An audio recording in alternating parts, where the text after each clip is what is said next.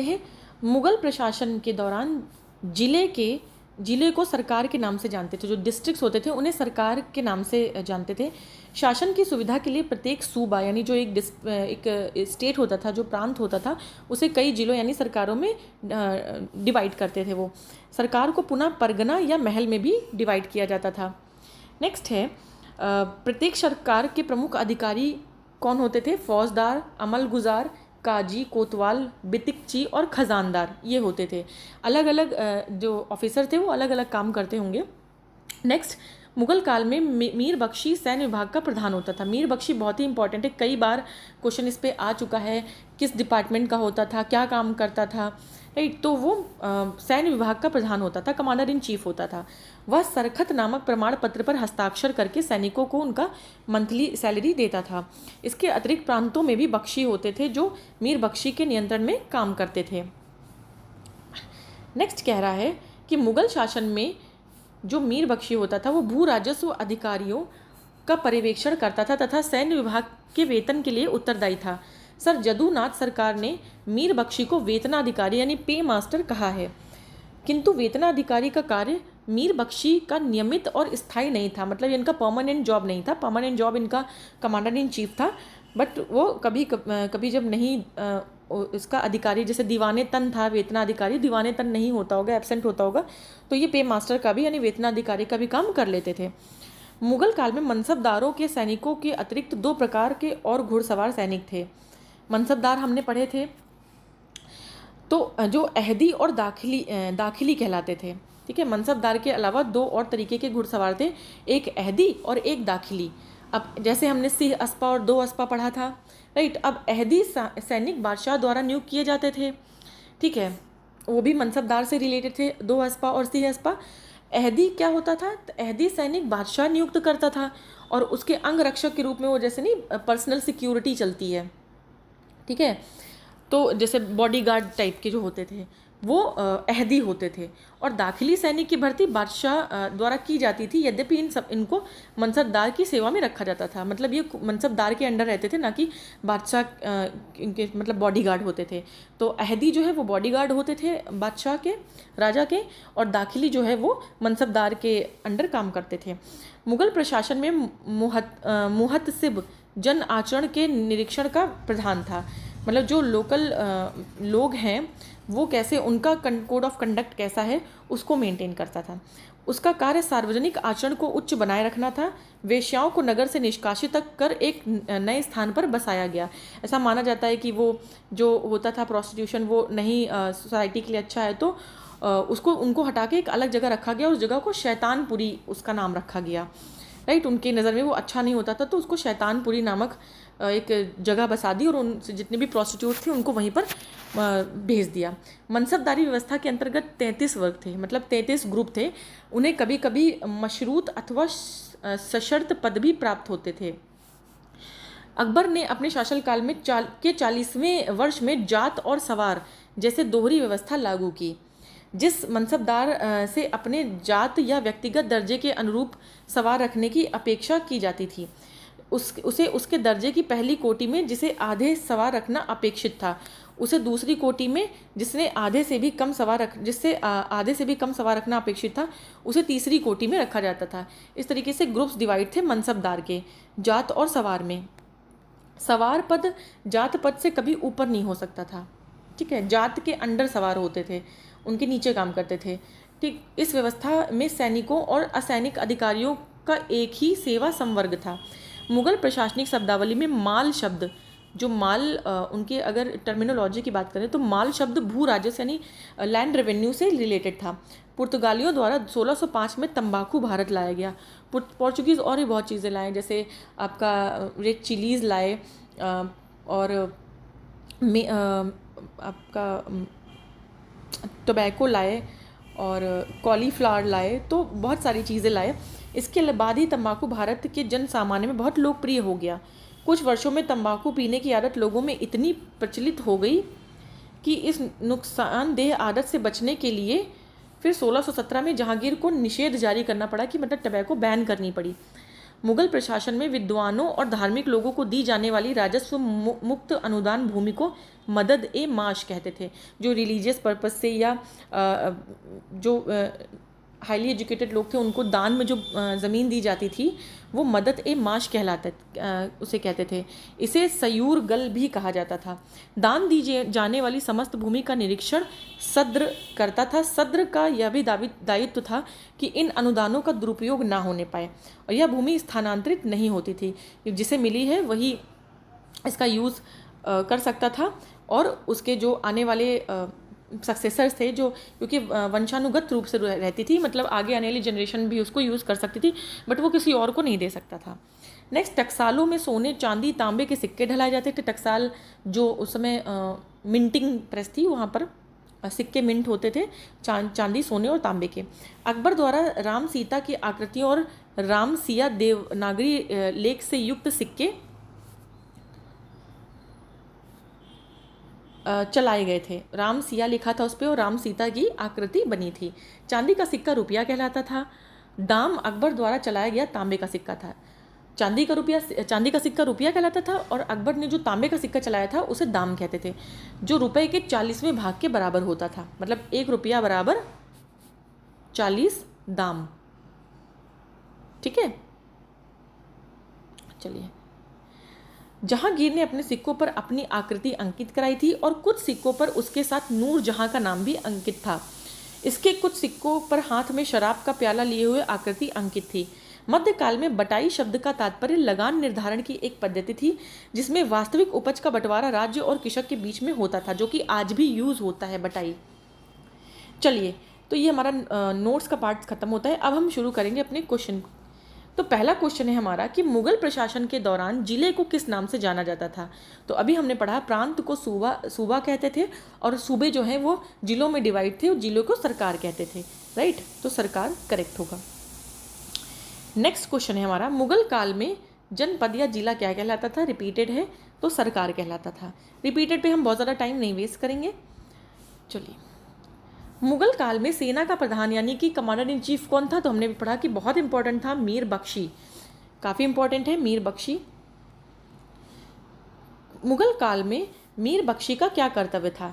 किसानों से टैक्स वसूल करना। नहीं, वो कोई रेवेन्यू ऑफिसर तो नहीं था। चलिए आगे भी ऑप्शन देख लेते हैं। दूसरा, आय व्यय का लेखा रखना, ये भी नहीं। न्याय देना, कोई जुडिशियल ऑफिसर तो था नहीं वो। भू राजस्व अधिकारियों का पर्यवेक्षण, हाँ कभी कभी वो ये कर लेता था। और वैसे जो है वो सेना जो होती थी उसकी सेना को अपने मैनेज करता था, उनको सैलरी देता था। चलिए, नेक्स्ट क्वेश्चन है असर्शन रीजन टाइप का। ठीक है, पे मास्टर का काम कभी कभी कर लेता था दीवाने। वैसे पे मास्टर का काम दीवाने तन करता था, पर कभी कभी मीर बख्शी भी कर लेता था, बट वो मेनली कौन था, कमांडर इन चीफ था। तो असर्शन कह रहा है हमारा कि मुगल साम्राज्य मूल रूप से एक सैनिक राज्य था। रीज़न है केंद्रीय शासन व्यवस्था के विकास की प्राण शक्ति उसकी सैनिक शक्ति पर निर्भर करती थी। तो चलिए देख लेंगे हम इसका भी। इसमें मैंने आपसे कहा कि आप इसके बीच में बिकॉज हमेशा लगा लेंगे, क्योंकि। तो मुगल साम्राज्य मूल रूप से एक सैनिक राज्य था क्योंकि केंद्रीय शासन व्यवस्था के विकास की प्राण शक्ति उसकी सैनिक शक्ति पर निर्भर करती थी। बिल्कुल, उसमें कमांडर इन चीफ था तो ऑब्वियस सी बात है कि सैनिक राज्य था, मिलिट्री थी इसमें। और क्योंकि सेंट्रल गवर्नमेंट की जो पूरा अरेंजमेंट था, जो पूरी व्यवस्था थी, उसके विकास की प्राण शक्ति उसकी सैन्य शक्ति पर निर्भर करती थी। बिल्कुल, जिस भी कंट्री की जितना मिलिट्री पावर होगा उतना ही वो अच्छी डेवलप होगी ना। तो चलिए, दोनों ही सही हैं, असर्शन एंड रीज़न। तो ए ऑप्शन हमारा करेक्ट हो जाएगा। नेक्स्ट क्वेश्चन कह रहा है, निम्नलिखित में से किसे मुगल सेना में चिकित्सक यानी कि डॉक्टर नियुक्त किया गया। तो मनुची करेक्ट ऑप्शन है आपका। मनुची को डॉक्टर नियुक्त किया गया। थोड़ा सा एक्सप्लेनेशन हम देख लेंगे इसका। तो निकोलो मनुची मुगल सेना में चिकित्सक नियुक्त किया गया था। वह एक इतालवी यानी इटली का यात्री था। इसने भारत आकर दारा शिकोह की सेना में तोपची के रूप में नौकरी की थी। 1659 में दारा शिकोह की मृत्यु के बाद इसने चिकित्सक का पेशा अपना लिया। तो निकोलो मनुची याद रखिएगा, निकोलो मनुची, राइट। चलिए स्टेटमेंट वाला क्वेश्चन है नेक्स्ट हमारा 7 नंबर क्वेश्चन। निम्नलिखित कथनों पर विचार कीजिए। अहदी वे घुड़सवार सिपाही थे। अहदी, ठीक है, अहदी जिन्होंने अपनी सेवाएं एकाकी प्रदान की, जिन्होंने किसी सरदार के साथ अपने को संलग्न नहीं किया, सम्राट ही जिनका आसन्न कर्नल था, जिन्होंने अपने को मिर्ज़ाओं के साथ संलग्न किया। तो हमने अहदी पढ़ा कि उसने मुग़ल काल में जो अहदी और दाखिल शायद था, तो उसमें 2 तरीके के ये घुड़सवार थे। अहदी क्या थे, जो है पर्सनल बॉडीगार्ड थे जो बादशाह था। तो एकाकी, बिल्कुल एकाकी सेवाएं उन्होंने प्रदान की, ठीक है, तो ये करेक्ट होगा। जिन्होंने किसी सरदार के साथ अपने को संलग्न नहीं किया, बिल्कुल संलग्न नहीं किया, वो क्योंकि बादशाह की ही सेवा करते थे। सम्राट ही जिनका आसन्न कर्नल था, सम्राट ही उनके लिए सब कुछ था, उनको सम्राट की सेवा करनी थी। तो और जिन्होंने अपने को मिर्ज़ाओं के साथ संलग्न किया, तो ऐसा नहीं होगा किसी के साथ उन्होंने संलग्न नहीं किया था, वो केवल बादशाह को ही प्रोटेक्शन देते थे। तो बी ऑप्शन आपका 1, 2, 3 सही हो जाएगा। चलिए देख सकते हैं अहदी और दाखिला नहीं, दाखिली कहते थे। अहदी बादशाह के द्वारा नियुक्त किए जाते थे और उनके बॉडीगार्ड होते थे। चलिए ये देख लेंगे हम कि एक अहदी घुड़सवार को 500 रुपये वेतन देने का उल्लेख हमें मिलता है, जबकि एक साधारण घुड़सवार को 12 से 15, मतलब जो बादशाह जो बॉडीगार्ड था राजा का, उसको 500 रुपये वेतन मिलता। उस ज़माने में 500 रुपये मतलब बहुत ही ज़्यादा होते थे। जबकि जो एक नॉर्मल दाखिली था, जो नॉर्मल था, मनसबदार के अंडर था, उसे केवल 12 से 15 रुपये ही सैलरी मिलती थी। अकबर के समय में अहदी सैनिकों की संख्या 12,000 हो गई थी, मतलब उसके जो बॉडीगार्ड थे 12,000 हो गए थे। ये बादशाह के सबसे योग्य और वफादार सैनिक माने जाते थे। चलिए एक्स्ट्रा पॉइंट्स भी हमने देख लिए हैं। नेक्स्ट कह रहा है क्वेश्चन, मुगल प्रशासन में मुहतसिब था। मुहतसिब क्या होता था? तो ये लोक आचरण अधिकारी होता था, जो जनरल पब्लिक होती थी उसके कोड ऑफ कंडक्ट को ये देखता था, मैनेज करता था। नेक्स्ट क्वेश्चन क्या है हमारा, मध्यकालीन भारत में मनसबदारी तथा प्रथा खास तौर पर क्यों इसलिए चालू की गई थी ताकि सेना में भर्ती की जा सके? ऐसा तो नहीं है, सेना में तो पहले भी लोग भर्ती हो रहे थे, राजस्व संग्रह में सुधार हो। मनसबदार वैसे भी सेना के लिए होता था, तो जो भी पॉइंट होगा वो सेना या प्रशासन से रिलेटेड होगा। धर्म से इसका कोई रिलेशन नहीं था। साफ सुथरा प्रशासन लागू हो सके, बिल्कुल साफ सुथरा प्रशासन, एक ट्रांसपेरेंट एडमिनिस्ट्रेशन हो सके, ठीक है। तो इसलिए मनसबदारी, वो कहते हैं ना, जैसे डिसेंट्रलाइजेशन किया गया। हमारे यहाँ भी गवर्नमेंट डिसेंट्रलाइज, अगर पावर किसी एक हाथ में रहेगी, सेपरेशन ऑफ पावर का होना बहुत ज़रूरी है। अगर पावर किसी एक हैंड में रहेगी तो उसका मिसयूज़ होता है। पावर अगर आप डिवाइड कर देंगे तो हमेशा एक अच्छा एडमिनिस्ट्रेशन हो सकता है। निम्नलिखित बातों में से कौन एक मुगल मनसबदारी व्यवस्था के विषय में सत्य नहीं है? इसमें 33 वर्ग थे, हमने पढ़ा, हाँ 33 वर्ग थे। उन्हें मशरूत अथवा सशर्त पद प्रदान प्राप्त होते थे, जी हाँ ये भी पढ़ा है। उनका सवार पद जात पद से अधिक होता था, नहीं, जात पद हमेशा ऊंचा होता था, सवार हमेशा उसके नीचे होता था, तो ये गलत है। समस्त कार्यकारी एवं सैन्य अधिकारियों को मनसब प्रदान किए जाते थे, बिल्कुल, तो इसमें सत्य नहीं है बताना है, तो हमारा सी ऑप्शन जो है वो करेक्ट हो जाएगा। सी सत्य नहीं है, जात हमेशा ऊपर होता था, सवार हमेशा उसके अंडर होता था, नीचे होता था। चलिए एक्सप्लेनेशन आप देख सकते हैं। नेक्स्ट क्वेश्चन कह रहा है, मुगल मनसबदारी व्यवस्था के बारे में निम्न कथनों पर विचार कीजिए। जात एवं सवार पद प्रदान किए जाते थे, बिल्कुल। मनसबदार आनुवंशिक अधिकारी होते थे, आगे देखेंगे हम और ऑप्शंस। तो आनुवंशिक तो नहीं होते थे, हमने ऐसा तो कुछ नहीं पढ़ा कि आनुवंशिक हेरिडिटरी पोस्ट होती थी। मनसबदारों के 3 वर्ग थे, यस मनसबदारों के 3 वर्ग थे, अभी हमने पढ़ा। दीवान कार्यालय द्वारा इनको वेतन दिया जाता था, तो ऐसा नहीं है, दीवान कार्यालय नहीं देता था, तो इसमें 1 और 3 आपका सही होगा, डी ऑप्शन आपका करेक्ट होगा। देखिए मनसब श्रेणी का मनसबदार के बारे में थोड़ा पढ़ लेते हैं। मनसब का अर्थ है श्रेणी अथवा पद। मनसबदार का अर्थ उस अधिकारी से था जो शाही सेना में पद अथवा श्रेणी उसको प्राप्त थी, कोई डेजिग्नेशन था उसका। ठीक है। अकबर की मनसबदारी व्यवस्था दशमलव प्रणाली पर आधारित थी। अकबर ने अपने अंतिम वर्षों में शासन के अंतिम वर्षों में मनसबदारी व्यवस्था में जात और सवार पदों को आरंभ किया।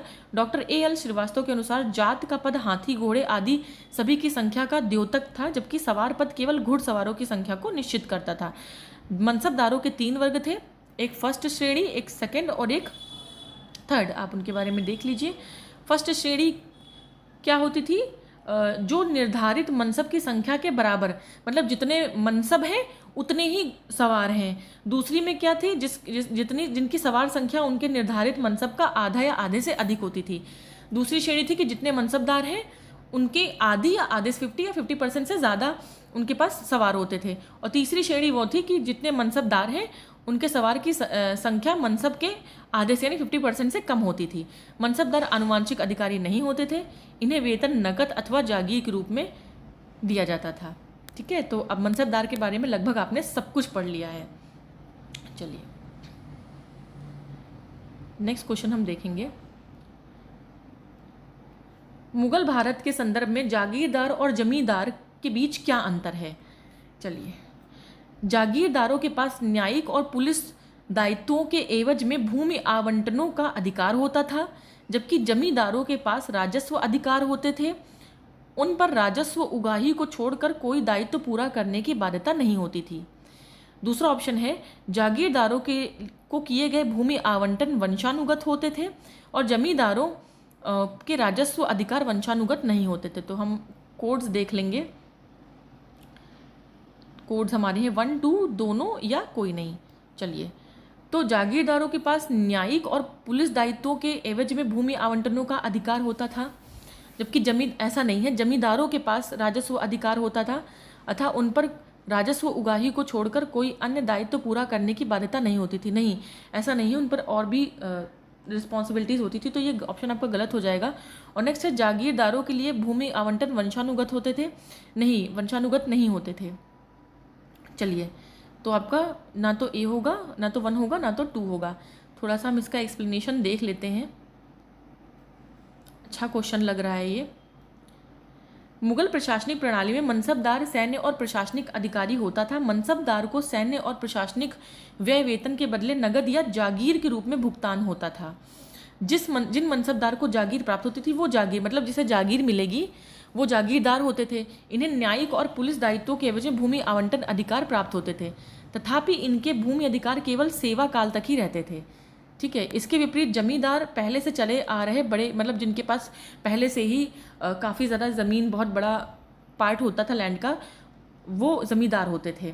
ठीक है, इनके कार्य अपने प्रभाव क्षेत्र से भू राजस्व संग्रह कर राज्य को देना होता था, जिसके बदले उन्हें लगभग 10-11%, कहीं कहीं पर 25% तक इनके कमीशन मिलता था।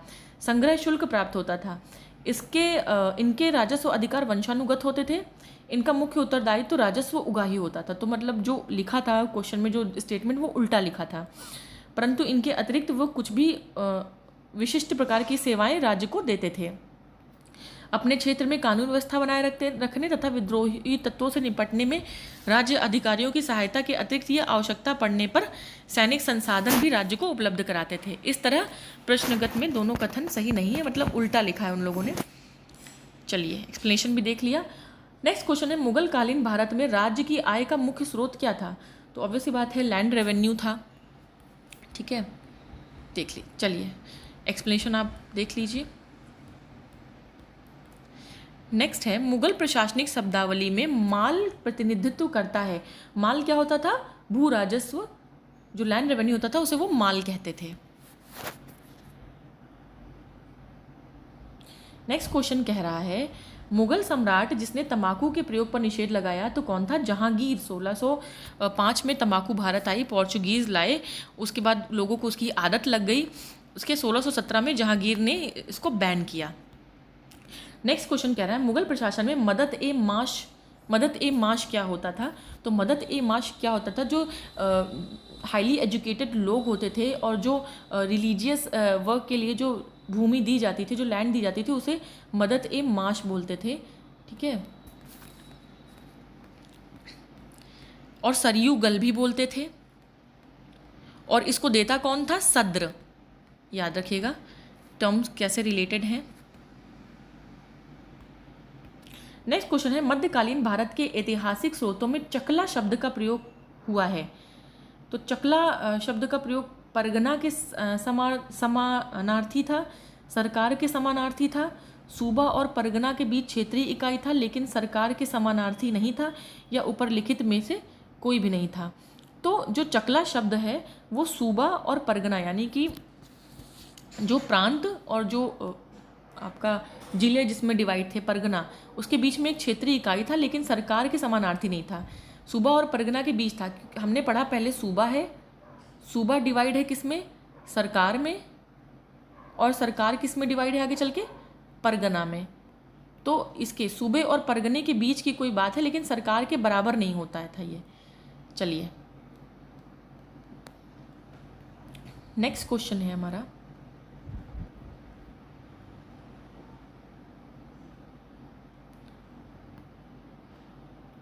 मनसबदारी व्यवस्था के संदर्भ में कौन सा कथन सही है। मनसबदारी व्यवस्था राज्य के कुलीन वर्ग से संबंधित थी, जिसे अकबर ने प्रारंभ किया। मनसबदारी का पद पैतृक था। तो मनसबदारी का पद देखिए पैतृक नहीं था, मनसबदारी के बारे में पढ़ा कि ये हेरिडिटरी नहीं था, तो ये गलत हो जाएगा। मनसबदारी व्यवस्था राज्य के कुलीन वर्ग से, बिल्कुल जो एलीट क्लास होता था, जो अपर क्लास होता था, उससे रिलेटेड था और अकबर ने शुरू किया था। ये ऑप्शन आपका सही है, तो ए ऑप्शन आपका सही हो जाएगा। ठीक है, एक्सप्लेनेशन आप देख सकते हैं। 11वें वर्ष में 1667 में शुरू किया था उसने। जात और सवार पद अपने शासन के 40वें वर्ष से शुरू किया। ठीक है, और वंशानुगत यानी पैतृक नहीं था, और सेवा काल तक ही उनको सुविधाएं मिलती थी, उसके बाद उन्हें सुविधाएं नहीं मिलती थी मनसबदारों को। नेक्स्ट क्वेश्चन है, मुगल काल में मनसबदारी प्रथा विद्यमान थी। जी हाँ, विद्यमान थी, असर्शन तो सही है हमारा। मनसबदारों का चयन योग्यता के आधार पर होता था, ये भी सही है। तो क्योंकि हमने पढ़ा कि वंशानुगत तो था नहीं, हेरिडिटरी तो था नहीं, तो ऑब्वियसली बात है योग्यता के आधार पर होता होगा। लेकिन अब इसके बीच में हम बिकॉज लगाएंगे, यानी क्योंकि लगाएंगे। तो अब पढ़ेंगे इसे, मुगल काल में मनसबदारी प्रथा विद्यमान थी क्योंकि मनसबदारों का चयन योग्यता के आधार पर होता था।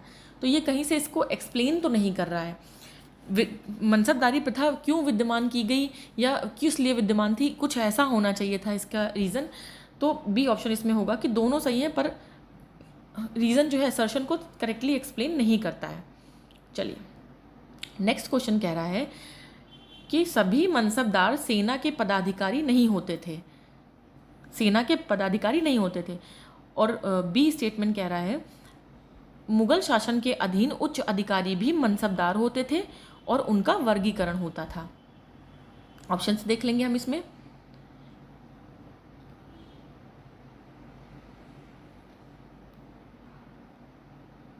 तो सभी मनसबदार सेना के पदाधिकारी नहीं होते थे, ठीक, कुछ का काम कुछ अलग भी होता था, और मुगल शासन,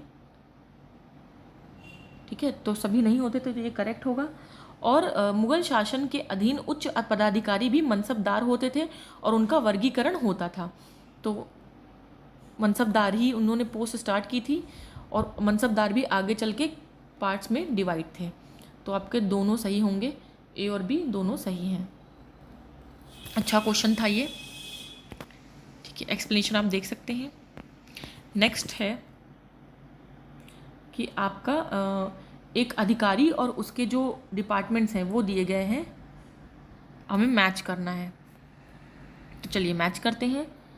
दीवाने तन, दीवाने तन हमने पढ़ा था अभी कि दीवाने तन का काम क्या होता था, पे मास्टर वो होता था। तो जागीर और वेतन को देखना, ये उसका काम हो जाएगा इस हिसाब से।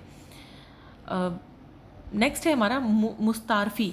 मुस्तारफी का काम आप जान लीजिए, मुस्तारफी का काम होता था राज्य की आय व्यय का निरीक्षण करना। ठीक है, कितना आया, कितना गया, कितना खर्च हुआ, तो उसका निरीक्षण करना। नेक्स्ट है मुशरिफ। मुशरिफ का काम होता था कार्यालय को संभालना, ऑफिस का काम करना। और वकिया नवीस, वकिया नवीस प्रमुख घटनाओं और फरमानों को सूचीबद्ध करना। अच्छा क्वेश्चन है, अच्छा बढ़िया क्वेश्चन है, इसको आप अच्छे से देख लीजिए। तो उस हिसाब से आपका बी क्वेश्चन, बी ऑप्शन आपका सही हो जाएगा। अच्छा क्वेश्चन है ये, ध्यान देने वाला क्वेश्चन है। देख लीजिए यहाँ, दीवाने तन जागीर वेतन को देखता था, मुस्तारफी राज्य की आय व्यय का निरीक्षण करता था, मुशरिफ कार्यालय को संभालने के लिए, और वकिया नवीस प्रमुख घटनाओं और फरमानों को सूचीबद्ध करना इसका काम था। चलिए नेक्स्ट क्वेश्चन है हमारा कि नीचे असर्शन रीजन क्वेश्चन है, तो असर्शन हम पढ़ेंगे। अकबर ने शेर शाह की तरह राज्य के सिक्कों के प्रचलन को नियमित करने का प्रयास किया। हाँ, अकबर ने भी, शेर शाह ने जैसे सिक्के चलवाए थे तो अकबर ने भी सिक्कों का प्रचलन रखा। शेर शाह की मुद्रा पद्धति के समान अकबर के समय में ताम्र का मुख्य सिक्का दाम था। हाँ सही है, ये दोनों ही स्टेटमेंट अपनी जगह सही हैं और करेक्ट एक्सप्लेनेशन है, तो ए ऑप्शन आपका करेक्ट हो जाएगा। चलिए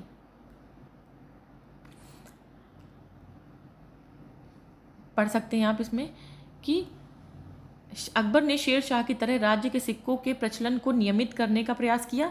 इसके परिणाम स्वरूप अकबर और उसके उत्तराधिकारियों के शासनकाल के दौरान मुगल साम्राज्य में व्यापारिक कारोबार हेतु मुख्यतः स्वर्ण मुहर, चांदी का रुपया और तांबे का दाम के रूप में मानक सिक्कों का प्रचलन और प्रसार किया।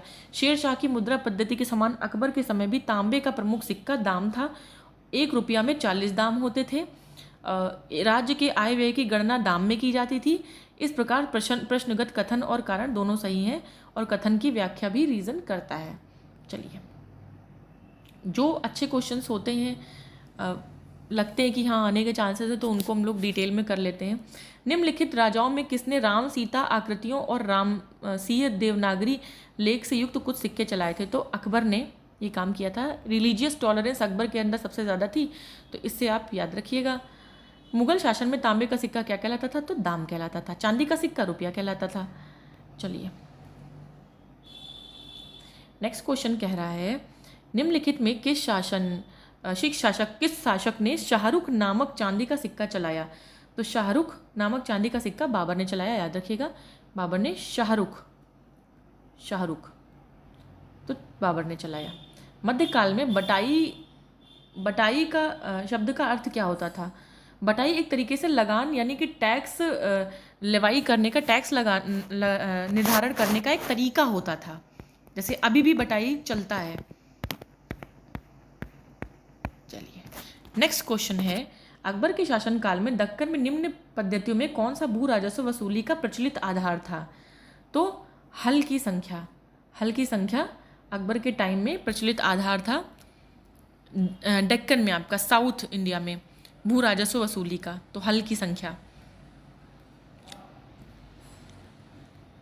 चलिए नेक्स्ट क्वेश्चन है हमारा, निम्नलिखित में किस मुगलकालीन नहर का निर्माण फिरोज शाह की रजबवाह को पुनर्जीवित करके किया गया? नहर का नाम बताना है। शेखनूनी, शहाब नहर और नहर ए बिहिश्त या नहर ए आगरा? तो शहाब नहर करेक्ट ऑप्शन है, शहाब नहर।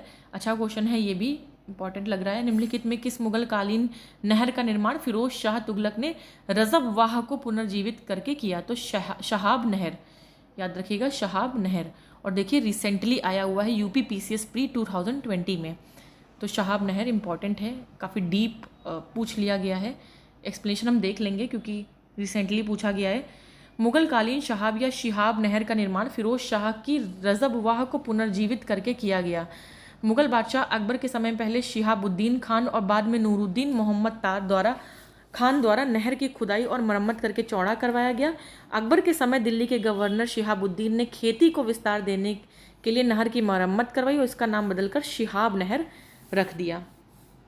चलिए, और जो रजबवाह थी नहर, रजबवाह नहर, उसी का नाम अकबर के काल में क्या कर दिया? शिहाब नहर कह दिया। तो चलिए इस तरीके से हमारा एडमिनिस्ट्रेशन का जो पार्ट है वो ख़त्म होता है। अब हम शुरू करेंगे संगीत और चित्रकला, मतलब कि आपका जो आर्ट और म्यूज़िक है, ठीक है, आर्ट एंड म्यूज़िक के बारे में बात करेंगे। तो इसमें हम अपने एक ही वीडियो में मुग़ल डायनेस्टी का जो मिसलेनियस है उसको हम कवर करेंगे, सब कुछ कवर करेंगे। तो चलिए शुरू करते हैं मुग़ल कालीन संगीत और चित्रकला, यानी कि मुग़ल डायनेस्टी का म्यूज़िक एंड आर्ट। तो मुग़ल चित्रों में युद्ध दृश्य, पशु पक्षी और प्राकृतिक दृश्य दरबारी चित्रण विषयों से संबंधित चित्रों का अंकन किया गया है। मतलब जो हमें मुगल डायनेस्टी का, मुगल टाइम पीरियड का जो हमें आर्ट मिलता है, उसमें हम पशु पक्षी यानी एनिमल्स के, बर्ड्स के, और जो सीनरीज होती थी, जो प्राकृतिक दृश्य होता था और युद्ध दृश्य होता था, वॉरफेयर का जो सीन होता था, वो सब उसमें हमें पेंटिंग्स में देखने को मिलता है। चित्रकला के क्षेत्र में मुगल शैली का प्रारंभ हुमायूं ने किया था। मतलब जो चित्रकला है, आर्ट, उसको किसने शुरू किया था? तो हुमायूं ने इसको शुरू किया था। मुगल चित्रकला की नींव हुमायूं के शासन काल में पड़ी थी। तो याद रखिएगा कि जो चित्रकला है वो हुमायूं के शासनकाल में शुरू हुई। अपने फारस और अफगानिस्तान में निर्वासन काल में उसने मीर सैयद अली और ख्वाजा अब्दुस सम्मद नामक 2 फारसी चित्रकारों की सेवाएं प्राप्त की। मीर सैयद अली और ख्वाजा अब्दुस सम्मद, किसने? हुमायूं ने, जिनके द्वारा ही मुगल चित्रकला की शुरुआत हुई। इन्हीं दोनों ने मुगल चित्रकला की शुरुआत की। अकबर ने अनेक ग्रंथों को चित्रित करवाया था। इसमें सर्वप्रथम दास्ताने अमीर हमज़ा है।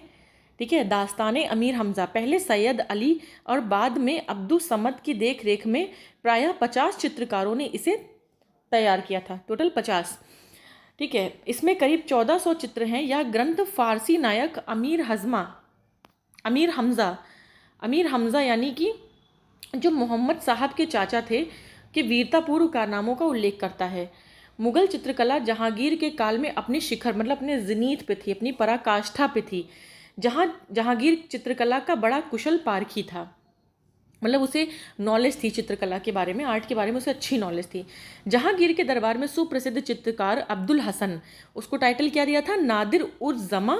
और उस्ताद मंसूर को क्या टाइटल दिया था? नादिर उल असर। याद रखिएगा, काफ़ी इंपॉर्टेंट है। जहांगीर ने दिया था। फारूक बेग, बिशन दास, अका रिजा, मोहम्मद नादिर, मोहम्मद मुराद, मनोहर माधव, गोवर्धन इत्यादि उल्लेखनीय हैं। अबुल हसन ने जहांगीर के सिंहासनारोहण का एक चित्र बनाया था, जिसे जहांगीर की आत्मकथा यानी तुजु के जहांगीरी के मुख्य पृष्ठ पर लगा दिया गया। इस प्रकार जहांगीर के काल को मुगल चित्रकला का स्वर्ण युग कहा गया। पहाड़ी school, Rajput school, Mughal school और कांगड़ा स्कूल मध्यकालीन चित्रकला की विभिन्न शैलियां हैं। जैसे हम जब हम आपका म्यूज़िक एंड डांस को डिवाइड करते हैं तो उसमें घरानाज होते हैं, बनारस घराना, लखनऊ घराना। ठीक है, तो उसी तरीके से जब आर्ट में को इन्होंने डिवाइड किया तो उसमें भी कुछ उसके स्कूल्स बनाए, जैसे राजपूत स्टाइल का, मुगल स्टाइल, कांगड़ा स्टाइल, पहाड़ी स्टाइल, तो उसको स्कूल का नाम दिया। ठीक है, तो ये डिफरेंट टाइप की शैलियाँ हैं। ठीक है, स्टाइल्स हैं। औरंगजेब ने संगीत को इस्लाम विरोधी मानकर उस पर पाबंदी लगा दी।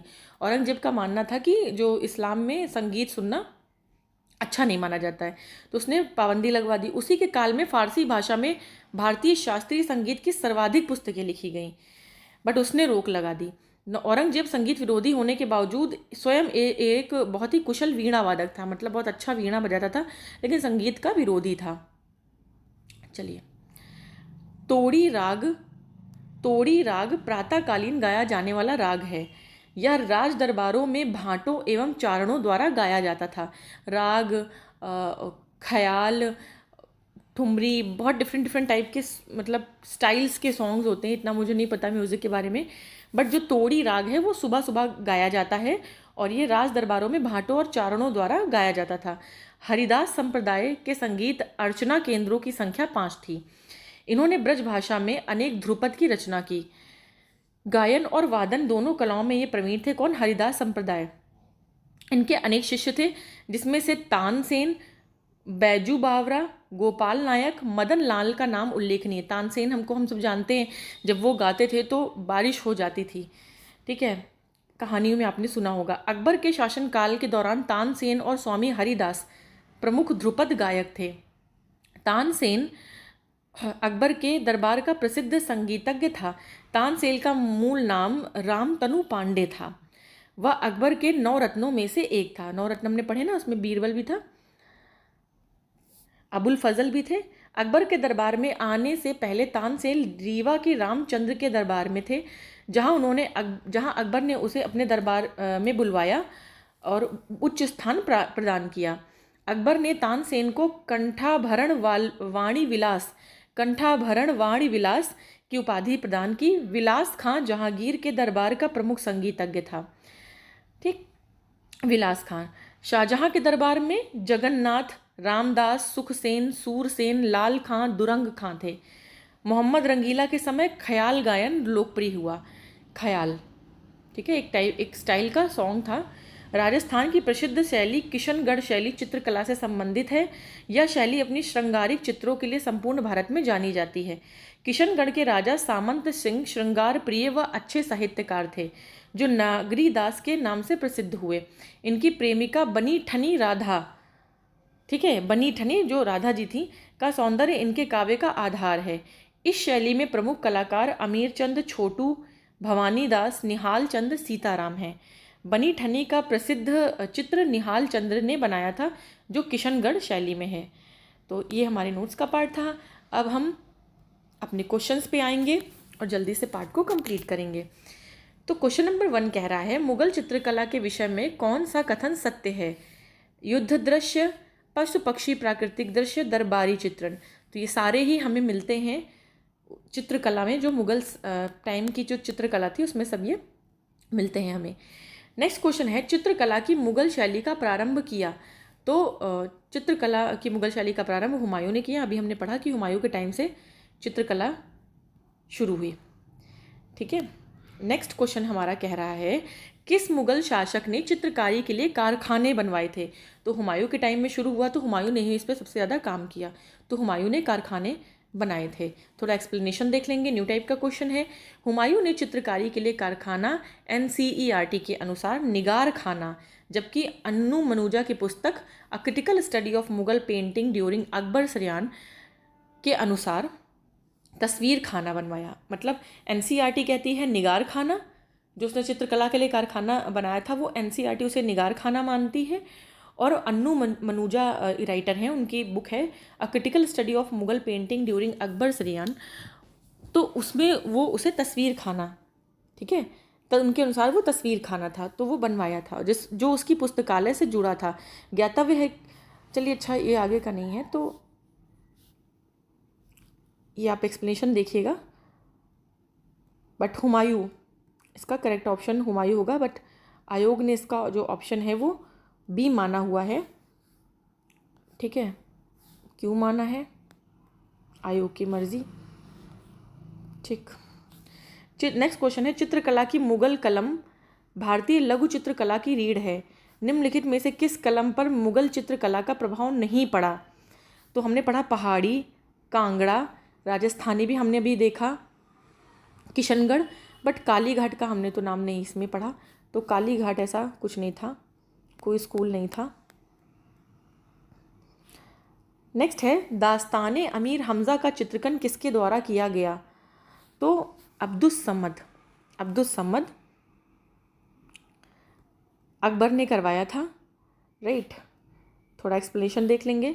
अकबर ने बहुत सारे ग्रंथों को चित्रित करवाया, इसमें सबसे पहले दास्ताने अमीर हमज़ा है, हुमायूं के काल में चित्रित होना शुरू हुआ और अकबर के शासनकाल में पूरा हुआ। बदाऊनी और शहनवाज खां के अनुसार इसे तैयार करने में 15 वर्ष लगे। सैयद अली के बाद अब्दुस समद की देख रेख में 50 चित्रकारों ने इसे तैयार किया। इसमें करीब 1400 चित्र हैं। यह ग्रंथ फारसी नायक अमीर हमज़ा यानी मोहम्मद साहब के चाचा के वीरतापूर्ण कारनामों का उल्लेख करता है। तो ये एक्सप्लेनेशन हमने देख लिया। नेक्स्ट है हमारा, दसवंत और वसावन किस प्रसिद्ध चित्रकार मुगल सम्राट के राज दरबारी थे? तो दसवंत और वसावन दोनों अकबर के टाइम पीरियड में थे। ठीक, चलिए एक्सप्लेनेशन थोड़ा सा देख लें। अकबर कालीन दोनों चित्रकार थे। दसवंत जो एक कहार का बेटा था, के काम के से अकबर इतना प्रभावित हुआ कि उसने इसे अपने समय के अग्रणी चित्रकार बनने में सहयोग दिया। बाद में यह महान चित्रकार मानसिक रूप से विक्षिप्त हो गया और 1584 में इसने आत्महत्या कर ली।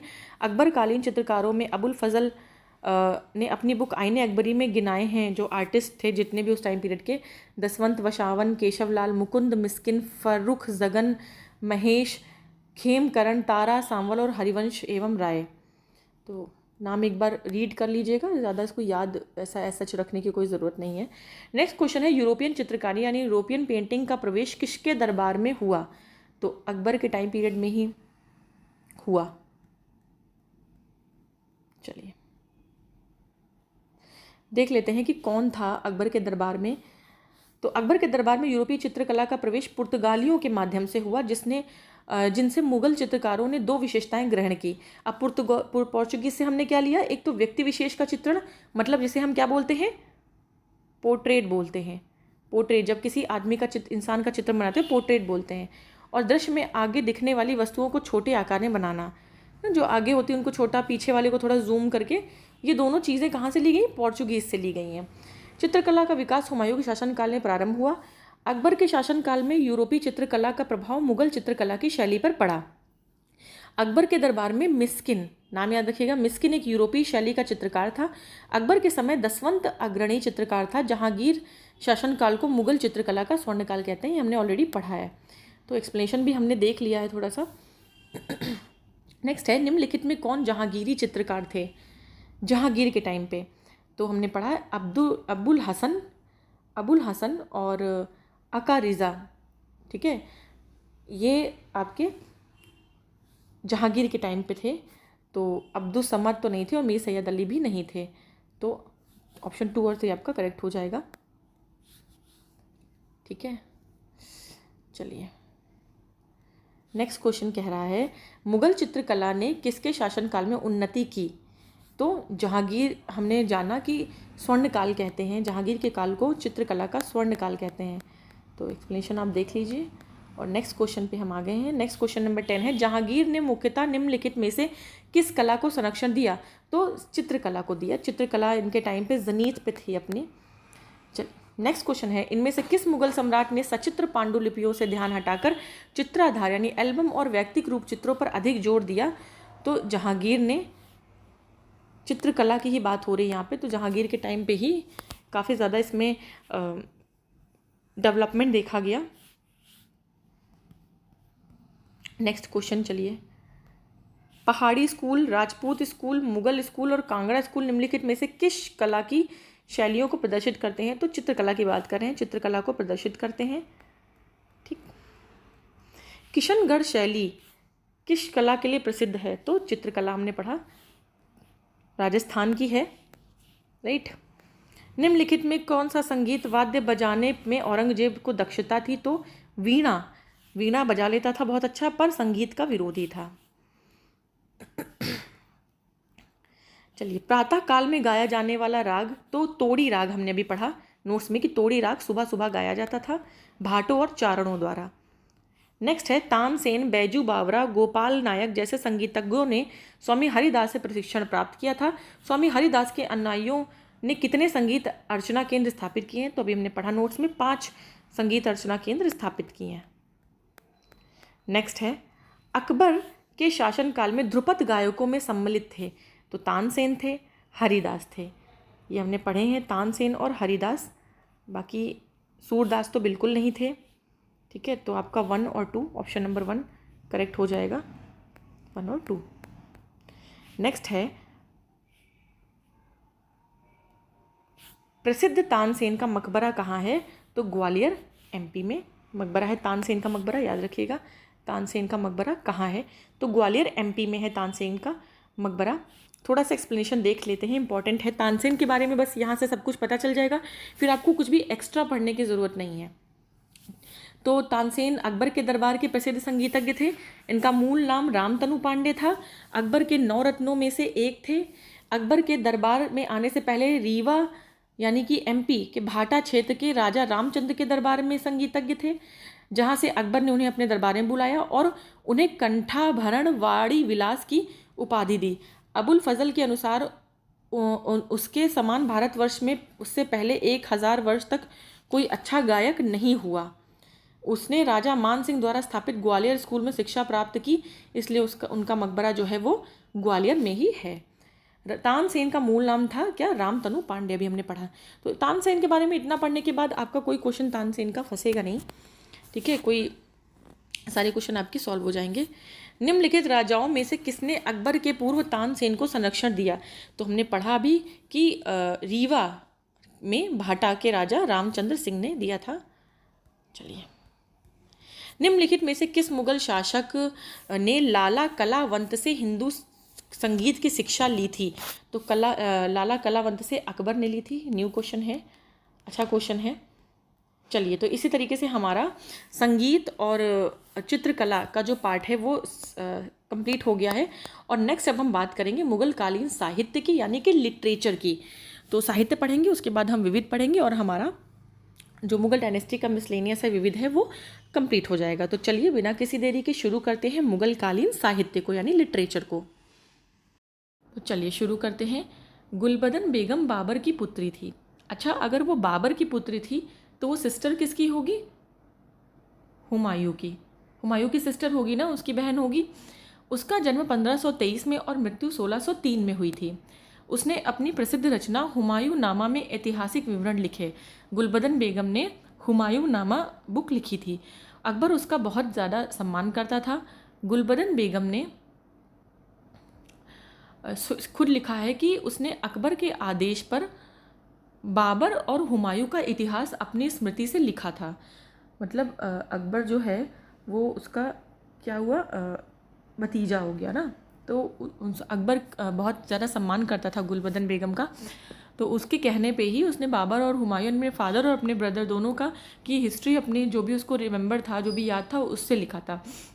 गुलबदन बेगम ने अपनी इस रचना में हुमायूं और कामरान के बीच युद्ध का भी वर्णन किया है। जो थ्रोन के लिए लड़ाई हुई थी, सत्ता के लिए जो भाइयों में लड़ाई हुई थी, उसका भी वर्णन किया है। माहम अनगा ने दिल्ली के पुराने किले में खैरुल मंजिल अथवा खैरुल मंजिल और खैर उल मंजिल नामक मदरसे की स्थापना कराई थी। देखिए, बोलने में बहुत डिफरेंट नहीं लग रहा है, बट लिखने में दोनों डिफरेंट चीज़ हैं, खैरुल और खैर उल, जिसे मदरसा ए बेगम भी कहा जाता है। किसने? माहम अनगा ने। संस्कृत ग्रंथ हितोपदेश का फारसी भाषा में अनुवाद 1450 में ताज अल दिन मुफ्ती अल मलिकी द्वारा मुफरिह अल कुबाल नाम से किया गया था। जो संस्कृत ग्रंथ था हितोपदेश, उसका मुफरिह अल कुबाल के नाम से ट्रांसलेशन कराया गया। किसमें? पर्शियन में, संस्कृत से पर्शियन में। और उसे नाम क्या दिया गया? उस बुक को ताज अल दिन मुफ्ती अल मलिकी ने किया था और उसे नाम दिया मुफरी अल कुबाल। तो याद रखिएगा, आ सकता है कि हितोपदेश का अनुवाद पर्शियन में जब किया गया तो उस बुक का क्या नाम दिया गया या किसने किया। ताज अल दिन मुफ्ती अल मलिकी को ही त्रुटिवश कुछ पुस्तकों में ताजुल माली लिखा गया है, कहीं कहीं पर इन्हें ताजुल माली भी लिखा गया है। तो चलिए, मुगल कालीन लेखक हैं और कुछ उनकी ये बुक्स हैं। बुक, क्योंकि लिटरेचर हम पढ़ रहे हैं तो किताबें हमें पढ़नी पड़ेंगी और इन्हीं से क्वेश्चंस आते हैं। कौन सी बुक किसने लिखी है, इस तरीके के मैच द फॉलोइंग क्वेश्चंस ज़्यादातर आते हैं। तो निजामुद्दीन अहमद ने लिखी है तबकाते अकबरी। अब्बास खां शरवानी ने लिखी है तारीख़ शेरशाही या तोहफ़ा ए अकबर शाही। हसन निज़ामी ने लिखी है ताजुल मासीर। ख्वांद मीर ने लिखी है कानून हुमायूनी। भीमसेन ने लिखी है नुस्खा ए दिलकुशा, काफ़ी टिपिकल नेम है। मिर्ज़ा मोहम्मद काजिम ने आलमगीर नामा लिखा है। गुलाम हुसैन ने सियार उल मुतखरीन लिखा है। मोहम्मद साले ने आलमे सालेह लिखा है। ये तो चलिए थोड़ा मैच हो गया, साले साले। इनायत खान ने शाहजहां नामा लिखा है। चंद्रभान ब्राह्मण ने चार चमन लिखे हैं। मोतमिद खान ने इकबाल नामाए जहांगीरी लिखी है। तो ये बुक्स हैं, आप एक बार देख लीजिएगा, इन्हें कहीं नोट डाउन कर लीजिए, जहाँ भी आप अपना स्टडी टेबल है वहाँ लिख कर लगा लीजिए, क्योंकि बार बार देखने से याद होगा, इसे रटने से याद नहीं होगा। अब्दुल हमीद लाहौरी शाहजहां के शासनकाल का एक राजकीय इतिहासकार था। कौन? अब्दुल हमीद लाहौरी। किसके शासनकाल में? शाहजहां के शासनकाल में। उसने अपनी बुक पातशाहनामा, उसने एक बुक लिखी है पातशाहनामा या बादशाहनामा, में शाहजहां कालीन इतिहास का वर्णन किया है। अकबर द्वारा स्थापित अनुवाद विभाग, यानी जो एक ट्रांसलेशन डिपार्टमेंट अकबर ने बनाया था, उसमें संस्कृत, अरबी, तुर्की और ग्रीक भाषाओं में अनेक कृतियों का अनुवाद फारसी लैंग्वेज में किया गया था। क्योंकि जो मुगल काल था उसकी जो कोर्ट लैंग्वेज थी, दरबार की जो भाषा थी, वो पारसी थी, यानी फारसी थी, पर्शियन थी। तो इसलिए बाकी जो बुक्स थी वो कोई संस्कृत में, कोई अरबी में, तो उनका ट्रांसलेशन किया गया ताकि वो लोग पढ़ सकें उसको सही से। पंचतंत्र जो किसने लिखी है? विष्णु शर्मा ने। तो पंचतंत्र किसने लिखी है? विष्णु शर्मा ने। उसका अनुवाद विभिन्न शासकों के काल में अलग अलग नामों से किया गया है। जो पंचतंत्र विष्णु शर्मा ने लिखी थी, उसका भी ट्रांसलेशन डिफरेंट लैंग्वेजेस में किया गया है, डिफरेंट शासक जो थे उनके टाइम पीरियड में। गजनवी काल में नसरुल्लाह मुंशी शिराजी ने कलीला व दिमनाह बेहराम शाही के नाम से किया। मतलब मोहम्मद गजनवी के टाइम पीरियड में किसने? नसरुल्लाह मुंशी शिराजी ने उसको कलीला व दिमनाह बेहराम शाही के नाम से ट्रांसलेट किया। सुल्तान हुसैन मिर्ज़ा के टाइम पीरियड में मुल्ला वाइज हुसैन काशफी ने अनवर ए सुहेली के नाम से किया ट्रांसलेट। और अकबर के टाइम पीरियड में अबुल फजल ने आयर ए दानिश के नाम से किया। किसको? जो पंचतंत्र थी विष्णु शर्मा की ओरिजिनल। तो इसका ट्रांसलेशन किसने किस नाम से कराया और किसने किया, ये याद रखिएगा। अकबरनामा अकबर के 9 रत्नों में से एक अबुल फजल द्वारा अकबर शासन काल के आधिकारिक वृत्तांत के रूप में लिखा गया था। अकबरनामा उस अकबर के 9 रत्न थे ना, उसमें बीरबल था और जो है तानसेन थे, तो अबुल फजल थे। तो अबुल फजल ने उनका जो है अकबरनामा लिखा था और यह 3 भागों में है अकबरनामा। तो इसका तीसरा भाग आईने अकबरी है। ठीक। फ़ारसी मुग़लों की राजभाषा थी। राजकाज से संबंधित सभी काम फ़ारसी में ही होते थे। सर्वप्रथम भारत में लाहौर फ़ारसी साहित्य के विकास का केंद्र रहा। ठीक। तो लाहौर में ज़्यादा डेवलप हुई पर्शियन लैंग्वेज। चलिए, नस्तालीक एक फ़ारसी लिपि है। तो नस्तालीक क्या है? एक फ़ारसी लिपि है जो मध्यकालीन भारत में प्रयुक्त होती थी। ठीक है, मिडाइवल इंडिया में यूज़ होती थी। मुग़ल बादशाह औरंगज़ेब नस्तालीक तथा शिकस्त लिखने में निपुण था। और औरंगज़ेब किस में निपुण था? वीणा बजाने में भी। हमने म्यूज़िक में पढ़ा था इसको कि औरंगज़ेब म्यूज़िक के खिलाफ था, संगीत के खिलाफ था, लेकिन वो वीणा बहुत अच्छा बजाता था। तो औरंगज़ेब नस्तालीक और शिकस्त लिखने में निपुण था। अजमेर की किशनगढ़ रियासत के राजा सावंत सिंह का वैष्णव उपनाम नागरी दास राधा का सेवक था। इन्होंने ही कृष्ण की प्रशंसा में अनेक छंद लिखे। किशनगढ़ के शासकों ने निम्बार्क संप्रदाय को संरक्षण प्रदान किया। रामचंद्रिका, रसिक प्रिया हिंदी कविता के रीतिकालीन कवि केशव दास की रचनाएं हैं। ये हम हिंदी में भी पढ़ते हैं। चलिए, इस तरीके से हमारा नोट्स का पोर्शन ख़त्म होता है और हम क्वेश्चन पे आएंगे। पहला क्वेश्चन है हमारा कि बाबरनामा का इंग्लिश में ट्रांसलेशन या अंग्रेजी अनुवाद किसने किया था? तो ये हम बाबर में भी पढ़ चुके हैं कि लेडन एंड रस्किन ने ट्रांसलेट किया था। तुजुक ए बाबरी या बाबरनामा को बाबर ने अपनी मातृभाषा टर्की में लिखा था। बाबर ने खुद लिखा था। पायंदा खां और अब्दुल रहीम खान खाना ने अकबर के कहने पर अब्दुल रहीम खान खाना ने फ़ारसी में इसका यानी पर्शियन में अनुवाद किया, जबकि बाबरनामा का अंग्रेज़ी में अनुवाद जॉन लेडन और विलियम रस्किन ने किया था। याद रखिएगा कि किस में लिखी थी, किसने लिखी थी, फिर फ़ारसी में किसने करवाया और फिर इंग्लिश में किसने किया। गुलबदन बेगम पुत्री थी। तो हमने पढ़ा कि बाबर की बेटी थी और हुमायूं की सिस्टर थी। तो गुलबदन बेगम हुमायूं की सिस्टर थी और बाबर की बेटी थी। नेक्स्ट है, मुग़ल काल में निम्नलिखित में किस महिला ने ऐतिहासिक विवरण लिखे? तो गुलबदन बेगम ने हुमायूं और बाबर के बारे में बहुत अच्छा लिखा। किसके कहने पर? अकबर के कहने पर। तो गुलबदन बेगम करेक्ट ऑप्शन हो जाएगा। चलिए, नेक्स्ट क्वेश्चन हम देखेंगे। हुमायूं नामा की रचना किसने की थी? तो अभी हमने पढ़ा कि गुलबदन बेगम हुमायूं की जो बहन थी उसने हुमायूं नामा लिखा था। नेक्स्ट है, हुमायूं नामा की रचना किसने की? Same question. तो उपरोक्त में से कोई नहीं, क्योंकि गुलबदन बेगम ने की थी तो ऑप्शन में नहीं है हमारे पास। नेक्स्ट है, दिल्ली का वह शिक्षा केंद्र जो मदरसा ए बेगम कहलाता था किसके द्वारा स्थापित किया गया? तो हमने 2 पढ़े थे अभी मदरसे। महम अनगा ने स्थापित किया था, एक खैरुल और खैर उल दोनों। ठीक है, इन्हें मदरसा ए बेगम कहा जाता था। दिल्ली में पुराना किला के सामने खैरुल मंजिल नामक मस्जिद का निर्माण किसने करवाया? तो अभी हमने पढ़ा माहम अनगा ने कराया। देखिए करंट क्वेश्चन है, यूपी पीसीएस प्री 2018 का है। चलिए नेक्स्ट है, निम्नलिखित में से किसने हितोपदेश का फारसी में अनुवाद कराया? तो बहुत बड़ा सा नाम था, हम लोगों ने कुछ पढ़ा था, अभी सामने आता तो ऑप्शंस में होता तो हम कर भी लेते, लेकिन हमने एक पॉइंट अभी और पढ़ा था कि कहीं कहीं पर त्रुटिवश उसे उनका नाम ताजुल माली भी लिखा जाता है। तो यहाँ पर ताजुल माली है ऑप्शन में, तो ताजुल माली को हम टिक करेंगे। ताजुल माली नाम हम देख लेते हैं एक बार फिर से, लेकिन याद ये नहीं होते हैं। उनका नाम था ताज अल दीन मुफ्ती अल मलिकी, ठीक है, तो ये था। वैसे कहीं कहीं ताजुल माली भी लिखा गया है। नेक्स्ट है, एक तरफ हमें राइटर दिए हैं और एक तरफ हमें बुक्स दी हुई हैं, तो हमें मैच करना है। हसन निज़ामी, अभी हमने नोट्स में देखा, हसन निज़ामी ने ताजुल मासिर लिखी थी। ख्वांदमीर ने हुमायूं नामा लिखा है। मोहम्मद काजिन ने आलमगीर नामा लिखा है। और भीमसेन ने नुक्शा ए दिलकुशा।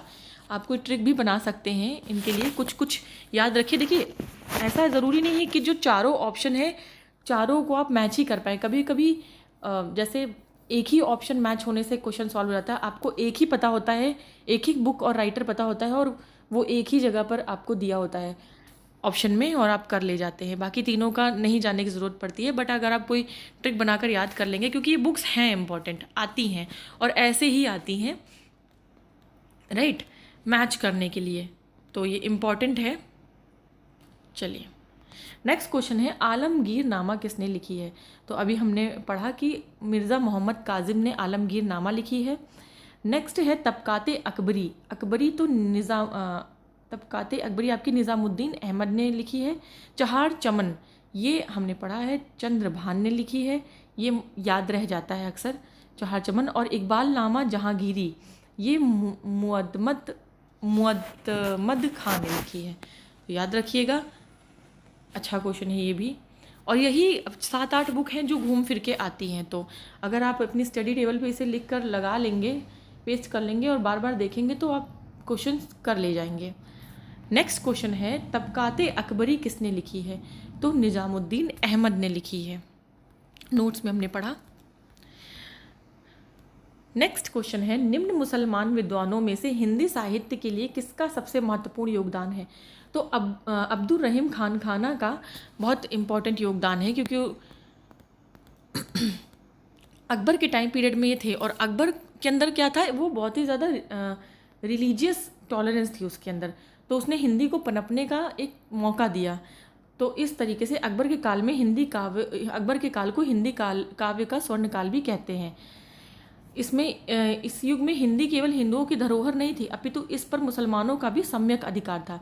फारसी, अरबी, तुर्की, संस्कृत, हिंदी, राजस्थानी, मर्मज्ञ अब्दुल रहीम खान खाना इन सब में मुखर स्थान रखते थे। तो अब्दुल रहीम खान खाना, उनका प्रसिद्ध ग्रंथ रहीम सतसई दोहों का संग्रह है, याद रखिएगा। नेक्स्ट है, भारत के इतिहास के संदर्भ में अब्दुल हमीद लाहौरी कौन थे? तो अभी हमने पढ़ा कि अब्दुल हमीद लाहौरी किसके टाइम पीरियड में थे? शाहजहां के टाइम पीरियड में थे, और एक राजकीय इतिहासकार थे। चलिए नेक्स्ट क्वेश्चन कह रहा है, और इन्होंने बुक कौन सी लिखी थी? पादशाह नामा। इनकी बुक थी क्या? पादशाह नामा, अब्दुल हमीद लाहौरी की। चलिए नेक्स्ट क्वेश्चन है, शाहजहां नामा के लेखक कौन हैं? तो शाहजहां नामा लिखी थी इनायत खान ने। अब्दुल हमीद लाहौरी से कंफ्यूज मत होइएगा, वो शाहजहां के टाइम पीरियड में उनके कोर्ट में थे, उनके राजकीय इतिहासकार थे, लेकिन शाहजहां नामा लिखी है इनायत खान ने। नेक्स्ट है, निम्नलिखित युगों में कौन सा एक सुमेलित है? सही मिला है। तो बाबर ने तुजुक बाबरी लिखी थी, ये सही है, हमें पता है। हुमायूं ने हुमायूं नामा नहीं लिखी, ये तो गुलबदन बेगम ने लिखी थी। शेर शाह ने तारीख़ शेरशाही नहीं लिखी है, और अकबर ने तबकाते अकबरी नहीं लिखी है। तो बाबर आपका तुजुक बाबरी लिखी इन्होंने, सही हो जाएगा।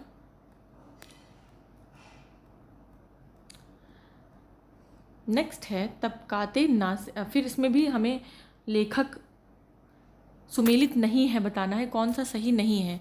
तो तबकाते नासिरी मिनहाज उन सिराज ने लिखी है। तारीख़ फ़िरोज़ शाही शम्स ए सिराज अफ़ीफ़ ने लिखी है। तुगलक नामा इब्न बतूता ने तो लिखी ही नहीं है।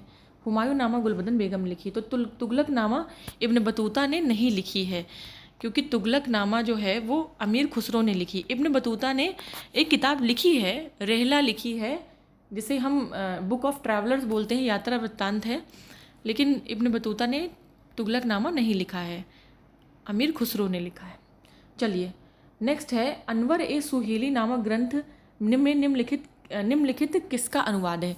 अनवर ए सुहेली किसका अनुवाद है? तो हमने भी पढ़ा था कि पंचतंत्र का जो ट्रांसलेशन है अलग अलग लोगों के शासनकाल में अलग अलग नाम से हुआ है। तो अनवर ए सुहेली के नाम से अकबर के टाइम पीरियड में ये सुल्तान हुसैन मिर्ज़ा के टाइम पीरियड में हुआ है, जबकि अकबर के टाइम पीरियड में आयर ए दानिश के नाम से हुआ है। याद रखिएगा, काफ़ी इंपॉर्टेंट है ये। अनवर ए सुहेली सुल्तान हुसैन मिर्ज़ा के टाइम पीरियड में। अब अगर इसी क्वेश्चन को और डीप करता तो वो कहता कि पंचतंत्र का अनुवाद अनवर ए सुहेली के नाम से किसके शासनकाल में किया गया? तो सुल्तान हुसैन मिर्ज़ा के काल में, ये याद रखिएगा, और आयर दानिश अकबर के टाइम पीरियड में। नेक्स्ट क्वेश्चन है हमारा, अबुल फजल द्वारा अकबर नामा पूरा किया गया, तो उसको पूरा करने में टोटल 7 ईयर्स लगे थे, 7 साल लगे थे। देख सकते हैं आप एक्सप्लेनेशन। मुगल काल में दरबारी भाषा थी, तो पर्शियन या फारसी दोनों एक ही बात है, अभी हमने पढ़ा, बार बार मैं रिपीट करती हूँ, कोर्ट लैंग्वेज पर्शियन थी, कोर्ट लैंग्वेज पर्शियन थी। नेक्स्ट है, मुगलों की अदालत में भाषा थी, तो वो भी पर्शियन। जितना भी उनका काम होता था, एडमिनिस्ट्रेटिव, जुडिशियल, सब कुछ जो है काज सब कुछ उनका पर्शियन में ही होता था। नेक्स्ट है, मुगल कालीन ग्रंथ मासिर ए आलमगीरी किसकी रचना है? तो ये साकी मुस्तैद खां की रचना है, याद रखिएगा, MBBCS प्री 2020 में आया है, काफ़ी डीप क्वेश्चन। मासिर ए आलमगीरी, साकी मुस्तैद खां। अब इसे कैसे याद रखेंगे? इसको कौन सा ऐसा कॉन्सेप्ट है इसमें, इसे रटना ही पड़ेगा ना। तो अब आप कोई ट्रिक बनाकर अगर रट लेंगे तो इजी पड़ जाता है। सबकी ट्रिक अलग अलग हो सकती है, इसमें भी हमें मैच द फॉलोइंग करना है। चलिए, पहला है भीमसेन कायस्थ। तो भीमसेन कायस्थ या भीमसेन कहीं कहीं लिखा होता है, तो उन्होंने तारीख़ दिलखुशा की रचना की थी। चंद्रभर ब्राह्मण इन्होंने चहार चमन, ये याद रह जाता है अक्सर, चहार चमन चंद्रभान, चा से चमन तो और चा से चंद्रभान, तो आप चंद्रभान चहार चमन, ऐसे तो एक तो कम से कम याद हो गया, एक याद रख सकते हैं आप। नेक्स्ट है ईश्वर दास नागर। तो ईश्वर दास नागर ने फुतूहत ए आलमगीरी लिखी, और सुजान राय भंडारी इन्होंने खुलासत उत तवारीख लिखी थी। चलिए देख सकते हैं आप एक्सप्लेनेशन सही। नेक्स्ट है नस्तालीक। नस्तालीक क्या है? एक प्रकार की फारसी लिपि जो मध्यकालीन भारत में प्रयुक्त होती थी। बिल्कुल, नस्तालीक एक लिपि ही है, आगे पढ़ने की हमें ज़रूरत ही नहीं है, लिपि है।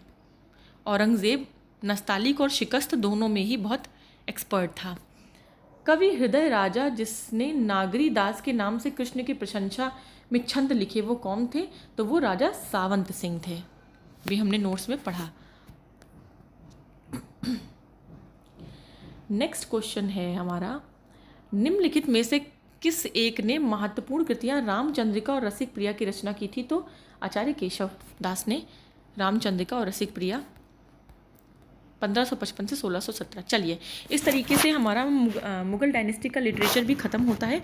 अब हमारा लास्ट टॉपिक मुग़ल डायनेस्टी का बचा है, विविध यानी मिसलेनियस। इसमें सब मिक्स आएगा, ज़रूरी नहीं है कि बुक्स हो, ज़रूरी नहीं है कि कुछ और हो, सब कुछ इसमें आएगा। विविध का मतलब होता है जो छूटे हुए टॉपिक्स हैं इधर उधर के, वो। तो चलिए शुरू करते हैं विविध का टॉपिक। मध्यकाल में प्रचलित पाठ्यक्रम को ध्यान में रखते हुए मुल्ला निज़ामुद्दीन ने 18वीं शताब्दी में दर्स ए निज़ामी निश्चित किया तथा उनके अनुसार यह पाठ्यक्रम भारत में मुसलमानों के शासन के आरंभ से प्रचलित था। इस पाठ्यक्रम के अंतर्गत 11 विषय थे। कितने? 11 विषय। दर्स ए निज़ामी में कितने? 11 विषय थे, और प्रत्येक विषय के लिए अलग अलग बुक्स थीं, पुस्तकें थीं। मुग़ल काल में शाह वली उल्लाह के मदरसा में हदीस क्या होता था, परंपराएं जो होती थी, जो कस्टम्स होते थे, और तफसीर यानी टीकाओं पर, और लखनऊ के फिरंगी महल में फ़िक्र यानी कि न्याय शास्त्र के अध्ययन पर विशेष बल दिया जाता था। धर्मशास्त्र के विशेषज्ञ को आलिम और साहित्य के विशेषज्ञ को काबिल। जो धर्मशास्त्र के विशेषज्ञ होते थे उन्हें आलिम, और जो साहित्य के लिटरेचर के होते थे उन्हें काबिल, इन उपाधियों से विभूषित किया जाता था। कहते हैं ना बहुत काबिल हो, तो उस समय शायद काबिल ये वर्ड वहीं से आया होगा कि जो साहित्य के विशेषज्ञ होते थे उन्हें काबिल की टाइटल दिया जाता था। हेमू अथवा हेमराज, हेमू ये वही है अकबर वाला, अकबर और हेमू के बीच में जो पानीपत का युद्ध हुआ था, इतिहास में एक विशेष स्थान रखता है। तत्कालीन स्रोतों से हेमू को बक्काल कहा गया है। मध्यकाल भारत में सभी व्यापारियों को बक्काल कहा जाता था। मिडाइवल में जितने भी व्यापारी होते थे उन्हें बक्काल कहा जाता था। कुछ स्रोतों के अनुसार हेमू वैश्य था, जबकि कुछ के अनुसार हेमू जाति का धूसर या भार्गव था, जो अपने को गौड़ ब्राह्मण कहते थे। इसने अपना जीवन रेवाड़ी के शोरे के व्यापारी के रूप में आरंभ किया। उसके बाद इस्लाम शाह ने उसे अपनी सेवा में ले लिया। आदिल शाह के समय उसका सम्मान और पद बढ़ा दिया। आदिल शाह उसने उसकी सैनिक प्रतिभा से संतुष्ट होकर उसे अपना वजीर और सेनापति बना लिया। आदिल शाह के विरोधियों के विरुद्ध उसने 22 युद्धों में सफलता प्राप्त की। दिल्ली में तर्दी बेग के विरुद्ध विजय प्राप्त करने के बाद उसे विक्रमादित्य या विक्रमजीत की उपाधि प्रदान की गई। बदायूनी एवं निजामुद्दीन अहमद के अनुसार हेमू ने विक्रमजीत की उपाधि धारण की थी। विजयनगर के नायकों में राजा वेतन के बदले उनकी अधीनस्थ सेना का रख रखाव के लिए विशेष भूखंड देता था, जिसे अमरम कहते थे। मतलब सैलरी के बदले एक लैंड का टुकड़ा दे देते थे, जिसे अमरम कहते थे। मराठा शासन में चौथ की आय का 66% मराठा सरदारों को घुड़सवार रखने के लिए दिया जाता था, जिसे मोकासा कहते थे। ये मिक्स है, मोकासा कहते थे। मुगल काल में गुजरात स्थित सूरत बंदरगाह से होकर ही हज यात्री मक्का के लिए प्रस्थान करते थे, इसलिए सूरत बंदरगाह को बाबुल मक्का या मक्का द्वार कहा जाता है। द्वार वही होता है जहाँ से आप एंट्री करते हैं, स्टार्ट करते हैं, तो सूरत बंदरगाह को बाबुल मक्का या मक्का द्वार कहा जाता था। नवरोज़ त्यौहार ईरान यानी फारस से लिया गया था। किसने स्टार्ट किया था? तो बलबन ने स्टार्ट किया था, याद रखिएगा। यह एक राष्ट्रीय त्यौहार था, 19 दिनों तक मनाया जाता था। नेक्स्ट है भारतीय व्यापारिक जहाज़ों मौलिम एक कर्मचारी था, नेविगेटर होता था जो शिप चलाता था। मौलिम जहाज पर एक गोलाकार यंत्र के साथ बैठता था। इस यंत्र की सहायता से वह तारों और सूर्य की स्थिति का पता लगाता था। अरे कंपास जो होता है, कंपास लेके बैठता था। अतः इससे वो अपने जहाज के सही स्थिति में होने का उसे पता चल जाता था। फ्रांसीसी यात्री ट्रेवर्नियर ने शाहजहां के शासनकाल में अपनी यात्रा प्रारंभ की। तो ट्रेवर्नियर किसके टाइम पीरियड में आया? शाहजहां के। यह पेशे से एक जौहरी था। 1638 से 1663 के बीच इसने 6 बार भारत की यात्रा की। अपनी यात्रा का विवरण इसने ट्रैवल्स इन इंडिया नामक पुस्तक में प्रस्तुत किया है। तो ये भी आ सकता है, ट्रैवल्स इन इंडिया किसने लिखी है? तो ट्रेवर्नियर ने लिखी है। नेक्स्ट है मनुची इतालवी यात्री था। इटली का यात्री था मनुची, निकोलो मनुची। 14 वर्ष की अल्पायु में ही इसने अपने गृह नगर वेनिस से भागकर एशिया माइनर और फारस की यात्रा करते हुए ये भारत पहुंचा। इसने शहजादा दारा शिकोह की सेवा में तोपची के रूप में नौकरी की। बाद में चिकित्सक का पेशा अपना लिया। स्टोरियो दो मोगोर या मुगल इंडिया नामक संस्करण इसी ने लिखा, जिसे 17वीं शताब्दी के भारत का दर्पण कहा जाता है। स्टोरियो दो मोगोर या मुगल इंडिया किसने लिखा? तो मनुची। चलिए, इस तरीके से हमारा नोट्स का पार्ट खत्म हो गया है। अब स्टार्ट करेंगे हम अपने क्वेश्चंस को। स्टार्ट करते हैं, बट मैं आपसे एक बात कहना चाहती हूँ फिर से, जो मैं हमेशा कहती हूँ कि अगर आपको हमारे वीडियोस अच्छे लग रहे हैं तो हमारे वीडियोस को ज़्यादा से ज़्यादा लाइक करें, शेयर करें और हमारे चैनल सफलतागंज को ज़रूर सब्सक्राइब कर दें। अगर आपने अभी तक सब्सक्राइब नहीं किया है तो ज़रूर करें, ताकि ऐसे ही इंपॉर्टेंट कंटेंट आप तक हम लाते रहें और आप देखते रहें और इसका बेनिफिट लेते रहें। अब इतनी पूरी हमारी मिडाइवल हिस्ट्री कंप्लीट होने वाली है और आपको घटना चक्र खरीदने की ज़रूरत नहीं पड़ेगी। नोट्स भी हैं आपके पास, क्वेश्चंस भी हैं आपके पास, नोट्स पढ़िए, क्वेश्चन लगाइए, जो नहीं आ रहा है उसे नोट डाउन कर लीजिए। तो इस तरीके से आप अगर आप सब्सक्राइब करेंगे तो हमारा भी एक मोटिवेशन लेवल बढ़ेगा, तो हम और ज़्यादा अच्छा काम करेंगे और ज़्यादा फास्ट काम करेंगे। चलिए स्टार्ट करते हैं अपने क्वेश्चंस को। नंबर 1 है हमारा, निम्नलिखित युग्मों में से कौन सा एक सही सुमेलित नहीं है। तो एक साइड शायद रूलर्स हैं, एक साइड जो फॉरेन ट्रैवलर्स थे, किसके टाइम पीरियड में मतलब आए थे, किस रूलर के। तो विलियम हॉकिंस, हाँ जहांगीर के टाइम पीरियड में वो आया था। टॉमस रो, नहीं, टॉमस रो और विलियम हॉकिन दोनों ही जहांगीर के टाइम पीरियड में आए थे, ना कि टॉमस रो अकबर में आया था। तो ये सही हो जाएगा, सही से सुमेलित नहीं है। टॉमस रो, विलियम हॉकिंस दोनों ही जहांगीर के टाइम पीरियड में आए थे। शाहजहां के टाइम पीरियड में ट्रैवर्नियर आया था, अभी हमने पढ़ा, और औरंगजेब के टाइम पीरियड में मनूची आया था। तो अकबर के टाइम पीरियड में नहीं आया था टॉमस रो, जहांगीर के टाइम पीरियड में आया था। नेक्स्ट क्वेश्चन है, निम्नलिखित विदेशी यात्रियों में किसने भारत के हीरों और हीरे की खदानों की विस्तृत रूप से चर्चा की। तो आपका ट्रैवर्नियर हमने पढ़ा था। ट्रैवर्नियर, इसका पूरा नाम है पूरा नाम है इसका जॉन बैप्टिस्ट ट्रैवर्नियर। तो इसने हीरे और हीरो के खदानों के बारे में बात की है और एक बुक भी लिखी थी,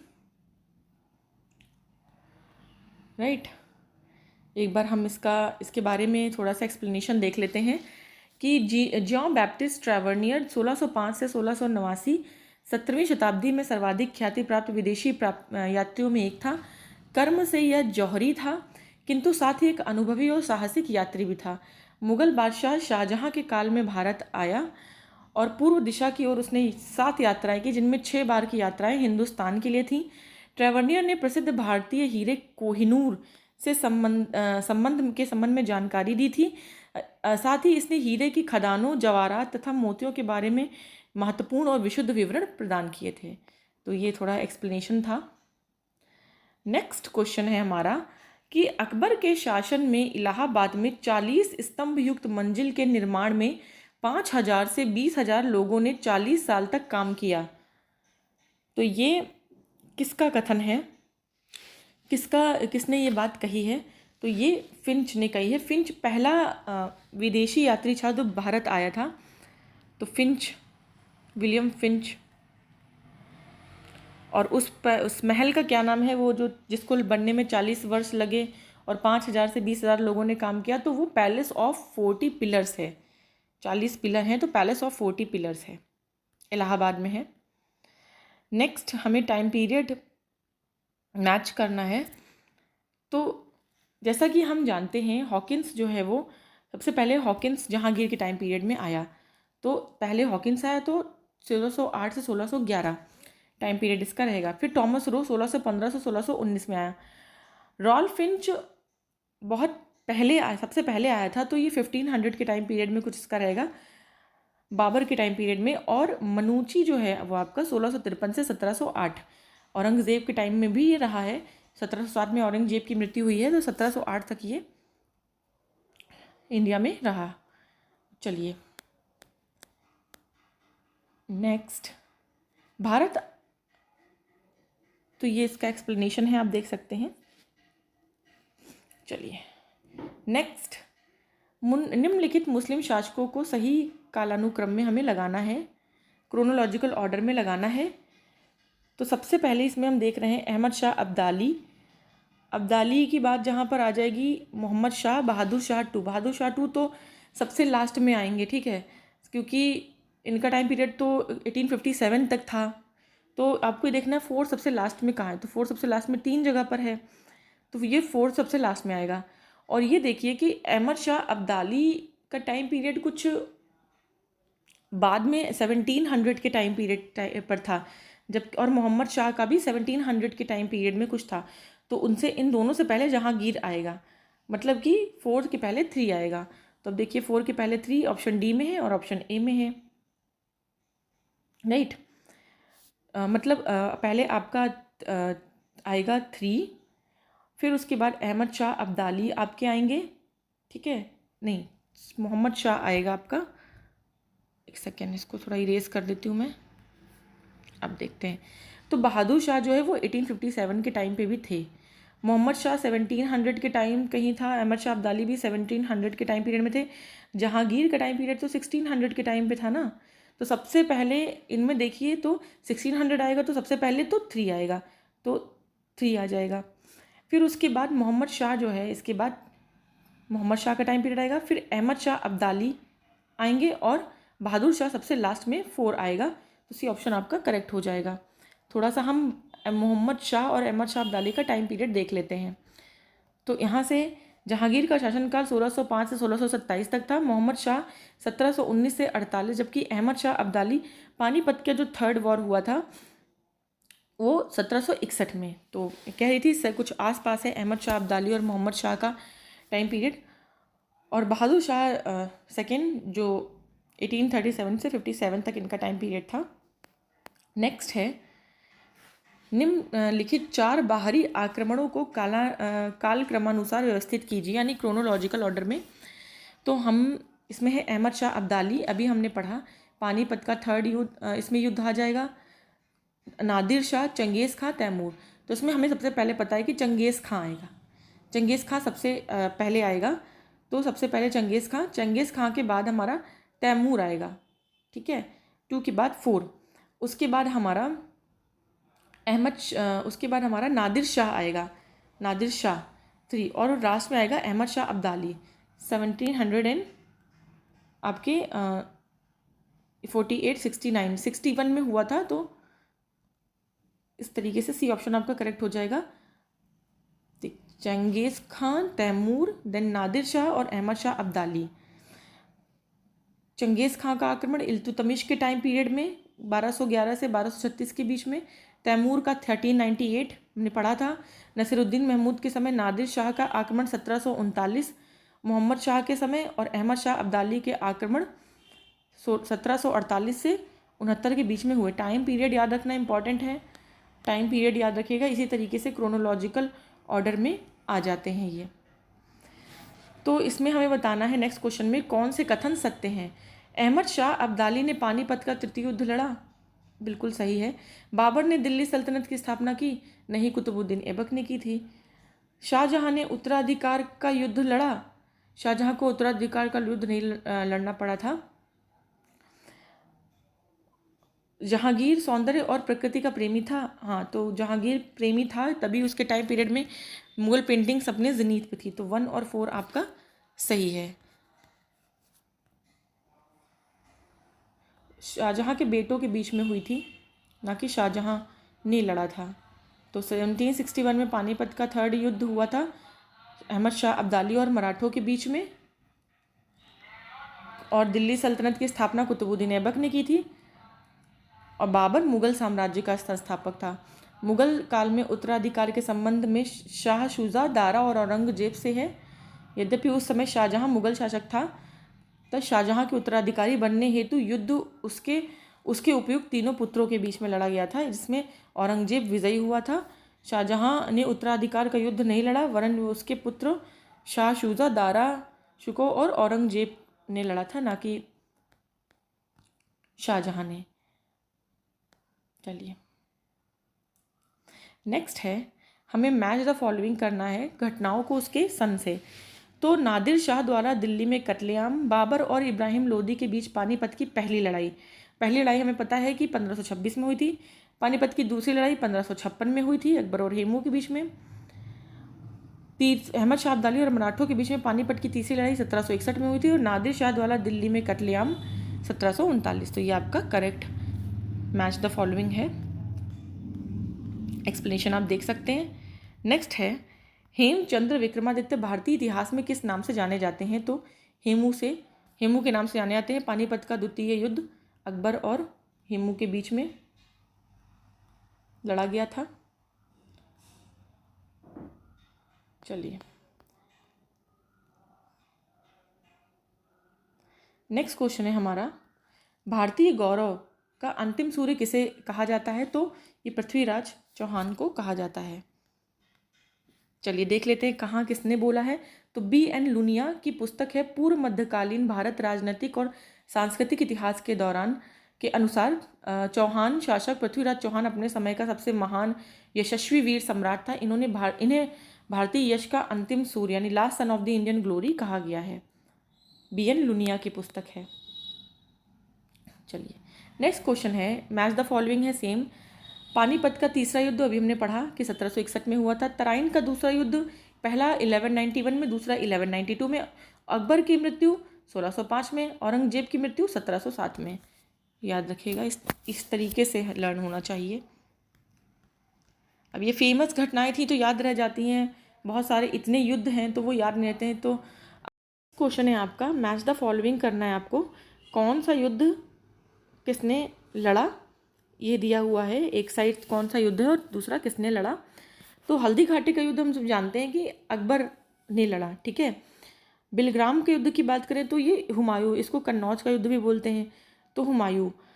खुसरो का विद्रोह जहांगीर से था और खानवा का युद्ध बाबर ने लड़ा था। तो इस तरीके से आपका ऑप्शन ए करेक्ट हो जाएगा। नेक्स्ट हम बात करेंगे नेक्स्ट क्वेश्चन में।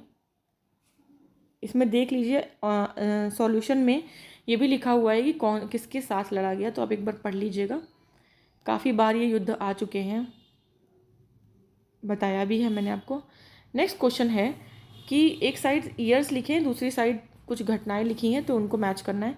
1556 में हम सब जानते हैं कि ये आपका पानीपत का दूसरा युद्ध हुआ था। एक सेकेंड। 1600 में आपकी ईस्ट इंडिया कंपनी,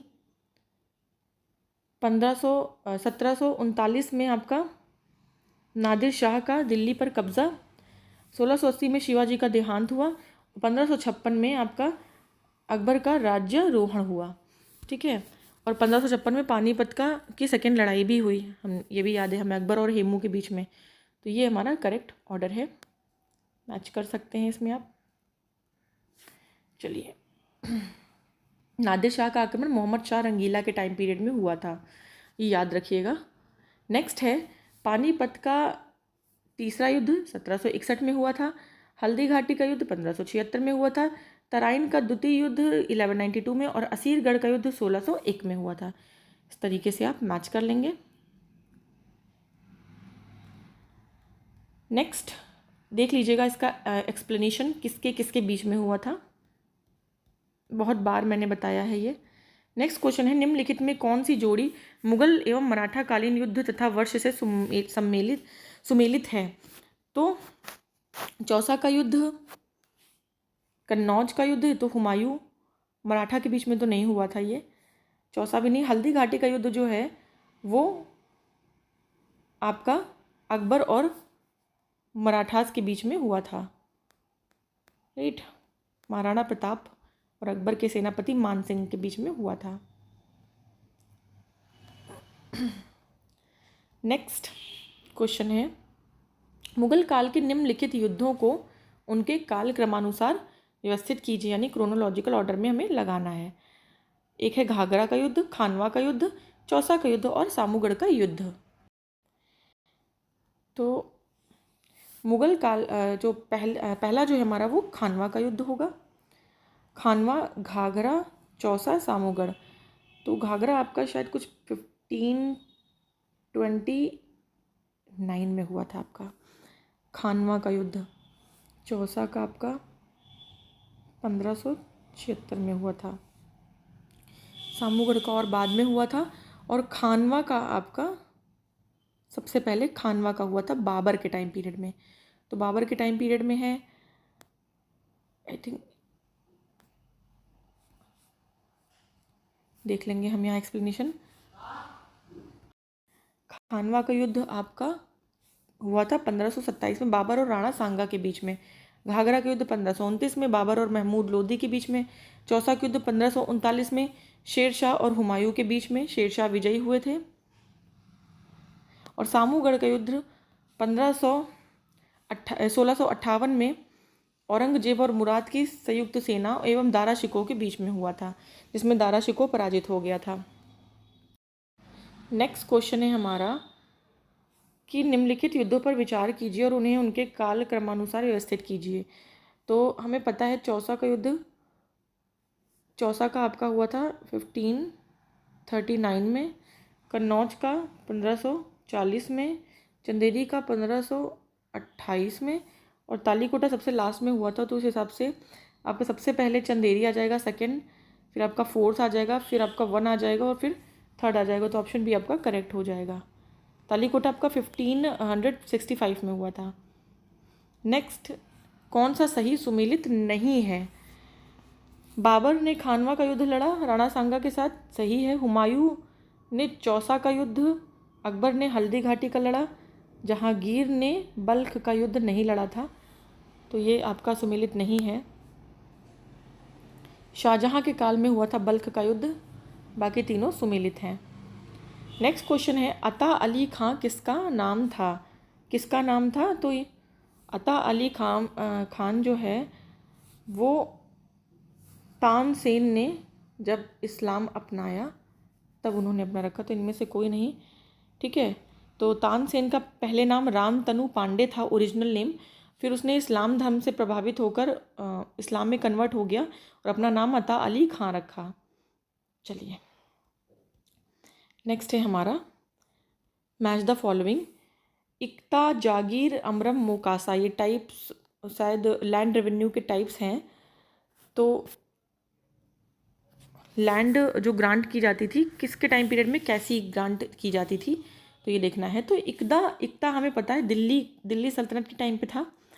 जागीर आपका मुगलों के टाइम पे था। अमरम आपका विजयनगर टाइम पीरियड में था। और मोकासा आपका मराठास के टाइम पे था। ठीक है, चलिए नेक्स्ट है, मुगल काल में निम्नलिखित बंदरगाहों में किसको बाबुल मक्का या मक्का द्वार कहा जाता था? तो सूरत के बंदरगाह को बाबुल मक्का या मक्का द्वार कहा जाता था। ये हमने अभी नोट्स में देखा, क्योंकि यहीं से जो है यात्री हैं वो हज यात्री मक्का के लिए प्रस्थान करते थे। मुगलों में नवरोज़ त्यौहार के लिया तो ये ईरानियों से लिया था, पर्सियन से लिया था इन्होंने। ठीक, नेक्स्ट क्वेश्चन है, आप देख लीजिए एक्सप्लेनेशन। मुगल काल में जिस मदरसे ने मुस्लिम न्याय शास्त्र की पढ़ाई में विशेषता हासिल की वह स्थित था, तो वो लखनऊ में स्थित था। न्याय शास्त्र में हदीस मैंने अभी पढ़ाया था आपको। मुगल काल में शाह वली उल्लाह के मदरसा में हदीस यानी परंपराओं और तफसीर टीकाओं पर, और लखनऊ में फिरंगी महल में फिक यानी न्याय शास्त्र के अध्ययन पर विशेष बल दिया जाता था। जो धर्म शास्त्र के विशेषज्ञ थे उन्हें आलिम, और साहित्य के जो विशेषज्ञ थे उन्हें काबिल की उपाधियां दी जाती थी। नेक्स्ट, हमें क्रोनोलॉजिकल ऑर्डर में लगाना है अहिल्याबाई, दुर्गावती, पद्मिनी और ताराबाई। चलिए देख लेते हैं हम एक्सप्लेनेशन से ज़्यादा समझ में आएगा, ना कि ऐसे 1 2 3 4 बस कर देने से। तो पद्मिनी राणा रतन सिंह की पत्नी थी, जिन पर पद्मावती मूवी बनी है। तो वो अलाउद्दीन खिलजी उन पर हमने देखा उस समय रिलेटेड था। अलाउद्दीन खिलजी का टाइम पीरियड था और मेवाड़ की राजधानी चित्तौड़ पर आक्रमण के दौरान राणा रतन सिंह की मृत्यु हो जाने के कारण रानी पद्मिनी ने जौहर कर लिया था। तो ये खिलजी का टाइम पीरियड हमारा कुछ 1100 समथिंग चल रहा है, 1100 से 1200। दुर्गावती गोंडवाना के हिंदू राज्य की योग्य शासिका थी। अकबर के शासनकाल में आसफ खां के नेतृत्व में हुए आक्रमण के फलस्वरूप शत्रु से घिर जाने पर इस वीर रानी ने आत्महत्या कर ली थी। तो अकबर उनके बाद कहीं 1500-1600 की बात हो रही है। ताराबाई मराठा छत्रपति राजा राम की पत्नी थी। राजा राम की मृत्यु के बाद इन्होंने मराठा राज्य की बागडोर संभाली, तो मराठा का टाइम पीरियड आ जाएगा। अहिल्याबाई मराठों से होलकर वंश की शासिका थी। होलकर वंश इंदौर पर काबिज था। अब देख लीजिए, तो उस हिसाब से सबसे पहले पद्मिनी आएंगी, क्योंकि खिलजी के टाइम पीरियड में थी। पद्मिनी के बाद आपकी दुर्गावती आएंगी। ठीक है, दुर्गावती के बाद आपकी ताराबाई और लास्ट में एकदम अहिल्याबाई। तो बी ऑप्शन आपका करेक्ट हो जाएगा। नेक्स्ट है, इनमें से कौन सही सुमेलित है? खुलदाबाद शेख सलीम चिश्ती का मकबरा, फतेहपुर सीकरी इत्मा-उद-दौला का मकबरा,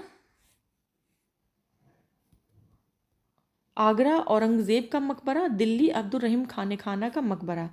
तो अब देखिए, खुलदाबाद शेख सलीम चिश्ती का मकबरा यहाँ नहीं है। फतेहपुर सीकरी में इत्मा-उद-दौला का मकबरा तो दिल्ली में है, ये हमने पढ़ा था, नूरजहाँ ने बनवाया था।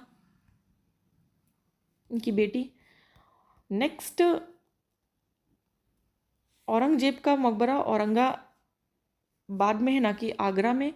और दिल्ली में अब्दुल रहीम खान खाना का मकबरा है। तो अब्दुल रहीम खान खाना का मकबरा दिल्ली में है, तो ये सुमेलित है। नेक्स्ट है, भारत के सांस्कृतिक इतिहास के संदर्भ में निम्नलिखित कथनों पर विचार कीजिए।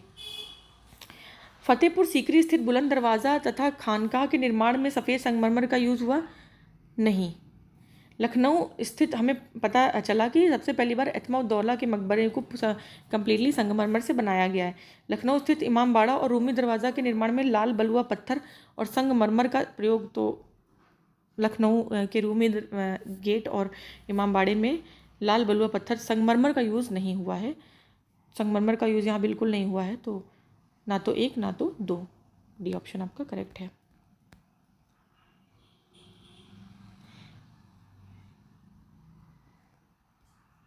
नेक्स्ट आप देख सकते हैं, फतेहपुर सीकरी विश्व का सबसे बड़ा प्रवेश द्वार माने जाने वाले बुलंद दरवाजे के निर्माण में लाल बलुआ पत्थर का प्रयोग किया गया है, जिसे सफ़ेद संगमरमर से सजाया गया है। इसका निर्माण सम्राट अकबर ने गुजरात विजय की स्मृति में 1572-73 में करवाया था। सलीम चिश्ती के खानकाह में सफ़ेद संगमरमर का प्रयोग नहीं हुआ, अपितु सलीम चिश्ती के मकबरे में सफ़ेद संगमरमर का यूज़ हुआ है। लखनऊ में स्थित इमामबाड़ा और रूमी दरवाज़ा का निर्माण आसफ़-उद-दौला ने करवाया था। इमामबाड़े के केंद्रीय कक्ष में लगभग 15 मीटर लंबा और 16 मीटर चौड़ा है। स्तंभहीन इस कक्ष की छत 15 मीटर से अधिक ऊंची है। यह कक्ष लकड़ी, लोहे, पत्थर के बीम के सहारे बिना खड़ी विश्व की अपने आप में एक बड़ी रचना है। इसकी छत को किसी बीम या गर्डर के उपयोग के बिना ईंटों को आपस में जोड़कर खड़ा किया गया है। इसके निर्माण में पत्थर और संगमरमर के स्थान पर ईंटों और चूने का यूज़ किया गया है। रूमी दरवाज़ा, जो इमामबाड़ा का मुख्य प्रवेश द्वार है, के निर्माण में चूना प्लास्टर और प्लास्टर ढलाई के साथ लखोरी ईंटों का यूज़ हुआ है। अतः इस प्रकार कथन 1 और 2 दोनों गलत हैं।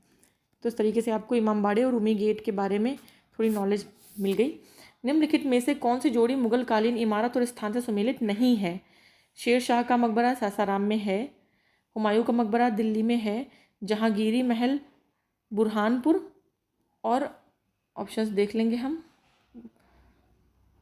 बुलंद दरवाज़ा फतेहपुर सीकरी में है, बीवी का मकबरा औरंगाबाद में है। तो इसका मतलब आपका ऑप्शन सी जो है वो इनकरेक्ट आपका मैच था। जहांगीरी महल आपका करेक्ट नहीं मैच है। जहांगीरी महल बुरहानपुर में नहीं बल्कि आगरा में है, आपका आगरा के किले में है आपका जहांगीरी महल। इसका निर्माण अकबर ने शाही परिवार की महिलाओं और अपने पुत्र और उत्तराधिकारी सलीम के रहने के लिए कराया था। इस महल की शैली अधिकतर हिंदू स्थापत्य कला की ओर झुकी है। जहांगीरी महल की प्रेरणा ग्वालियर के मानसिंह महल से ली गई है। चलिए नेक्स्ट क्वेश्चन है हमारा, कोड है हमें लगाने हैं, बताना है कि सही है कौन से। 1 मिनट, क्रोनोलॉजिकल, अच्छा यस, क्रोनोलॉजिकल ऑर्डर में इसे भी हमें लगाना है। तो राबिया और दौरानी का मकबरा औरंगाबाद, शेर शाह सूरी का मकबरा सासाराम, हुमायूं का मकबरा दिल्ली, अटाला मस्जिद जौनपुर। तो ये हमें लगाना है कि कौन पहले बना। तो आपका अटाला मस्जिद सबसे पहले बना है, सबसे पहले, ठीक, तो ये फर्स्ट हो जाएगा। उसके बाद आपका शेर शाह सूरी का टाइम पीरियड आया है। शेर शाह सूरी के बाद हुमायूं का मकबरा बना है, हुमायूं जब मरा दिल्ली में बना। फिर राबिया और दौरानी का मकबरा बना है औरंगाबाद में। तो आपका बी ऑप्शन करेक्ट हो जाएगा। एक बार एक्सप्लेनेशन देख लेते हैं हम, टाइम पीरियड देख लेंगे, रिवाइज हो जाता है। जौनपुर की अटाला मस्जिद इब्राहिम शाह शर्की ने 1408 ईस्वी के आसपास कराया था। शेर शाह सूरी ने 1540-45 में स्वयं अपना मकबरा सासाराम में बनवाया था। दिल्ली स्थित हुमायूं के मकबरे का निर्माण कार्य अकबर की सौतेली माँ हाजी बेगम की देखरेख में पूरा हुआ। औरंगज़ेब ने अपनी बेगम राबिया दौरानी की स्मृति में औरंगाबाद में 1651-61 के टाइम पीरियड में इस मकबरे का निर्माण करवाया। तो टाइम पीरियड हमने देख लिया है। नेक्स्ट अगेन आपका मैच करना है हमें, मैच द फॉलोइंग है, थोड़ा सा जूम इन कर लेते हैं। बाबर, हुमायूं, अकबर और जहांगीर, हमें इन्हें मैच करना है। इस ऑर्डर में तो बाबर ने जहांगीरी महल बनवाया था, ठीक है, नहीं आपका बाबर ने नहीं, अकबर ने, सॉरी, अकबर ने आपका जहांगीरी महल बनवाया था, अकबर ने आपका जहांगीरी महल बनवाया था। बाबर ने आपका जामा मस्जिद संभल वाली बनवाई है, और हुमायूं ने दीन पनाह और जहांगीर ने एतमादुद्दौला का मकबरा। तो ये आपका ये ऑप्शन करेक्ट हो जाएगा। या चलिए,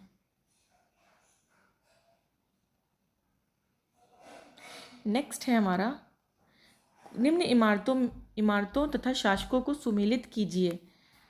कुतुब मीनार, गोल गुंबद, बुलंद दरवाज़ा, मोती मस्जिद।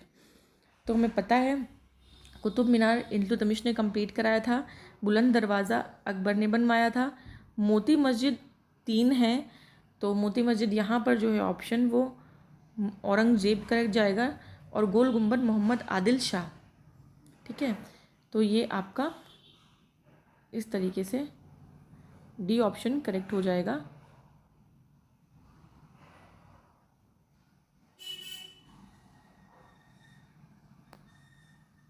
नेक्स्ट क्वेश्चन है, अच्छा आधा क्वेश्चन आपका इधर है और आधा क्वेश्चन आपका इधर है, थोड़ा जूम करना पड़ेगा। नेक्स्ट क्वेश्चन है, ये भी मैच द फॉलोइंग है, एक साइड स्मारक है, एक साइड उसके निर्माता हैं। अलाई दरवाज़ा दिल्ली, अलाउद्दीन खिलजी। हाँ, अलाई दरवाज़ा अलाउद्दीन खिलजी ने बनवाया था, एंट्रेंस गेट है कुतुब मीनार का। नेक्स्ट है बुलंद दरवाज़ा फतेहपुर सीकरी, तो ये अकबर ने ही बनवाया था। मोती मस्जिद आगरा की शाहजहां ने, मोती मस्जिद दिल्ली की औरंगज़ेब ने। तो ये आपका 1 2 3 4 लाइन से लगा हुआ है, तो ये ऑप्शन आपका करेक्ट हो जाएगा। नेक्स्ट है मुग़ल काल में मौलिम था, तो मौलिम जो है वो नेविगेटर होता था, चलाने वाला, जहाज़ चलाने वाला। तो इसमें तो ऑप्शन में आपका है नहीं, तो ये स्टार क्वेश्चन हो जाएगा। नेविगेटर होता था, जहाज को कंपास की हेल्प से चलाता था। नेक्स्ट क्वेश्चन है हमारा, भारतीय इतिहास के मध्यकाल में बंजारे सामान्यतः कौन थे? तो बंजारे जो थे वो व्यापारी यानी कि बिजनेसमैन, जो ट्रेडर्स होते थे उनको बोलते थे। थोड़ा एक्सप्लेनेशन देख लेंगे हम कि बंजारा शब्द का उद्गम संस्कृत वाणिज्य से हुआ है। वाणिज्य का अर्थ है व्यापार, तो वणिक्त अर्थात व्यापारी, बनिया, व्यापार करने वालों को बंजारा कहा गया है। बंजारा प्राचीन काल से घुमक्कड़ जाति रही है, इसका व्यवसाय व्यापार रहा है। अपने सामानों को बैलों की पीठ पर लाद कर एक जगह से दूसरे जगह तक ये ले जाते थे, और अपने परिवार के साथ घूमते रहना ही इनकी विशेषता थी। निम्नलिखित में से कौन सही सुमेलित नहीं है? दाम ताम्र की मुद्रा यानी तांबे की मुद्रा, ये तो सुमेलित है। देसाई राजस्व अधिकारी, दीवान प्रांतीय राज्य का प्रमुख, ये भी सही है। जरीब एक प्रकार का कर, जरीब एक प्रकार का कर नहीं होता था, जरीब एक प्रकार की आपका लैंड मेजरमेंट होता था, लैंड का मेजरमेंट होता था। देखिए यहाँ देख सकते हैं आप, जरीब भूमि माप हेतु प्रयुक्त होती थी, ठीक है, जरीब। तो इस तरीके से ख़त्म हो गया हमारा मुग़ल डायनेस्टी का एडमिनिस्ट्रेशन भी, आर्ट एंड लिटरेचर भी, आर्किटेक्चर भी, मिसलेनियस भी, सब कुछ ख़त्म हो गया। तो इस तरीके से हमारा मुग़ल डायनेस्टी पूरा कंप्लीट होता है। और अब नेक्स्ट हम सिख और मराठास को कंप्लीट करेंगे। उसके बाद हमारा एक टॉपिक और बचेगा, शायद मुग़लों का डिक्लाइन, विघटन उनका। उसके बाद हमारी मिडाइवल हिस्ट्री पूरी कंप्लीट हो जाएगी। अगर आपको हमारे वीडियोस अच्छे लग रहे हैं तो हमारे वीडियोस को ज़्यादा से ज़्यादा शेयर करें, लाइक करें, और हमारे चैनल सफलतागंज को अगर नहीं सब्सक्राइब किया है तो अभी सब्सक्राइब कर लें, ताकि ऐसे ही इम्पॉर्टेंट कंटेंट हम बनाते रहें और आपकी हेल्प करते रहें। तो चलिए आज के लिए इतना ही। अब मिलेंगे अपने नेक्स्ट सेशन में, जिसमें हम मराठा और सिख्स और मराठास को कवर करेंगे। तब तक के लिए गुड बाय।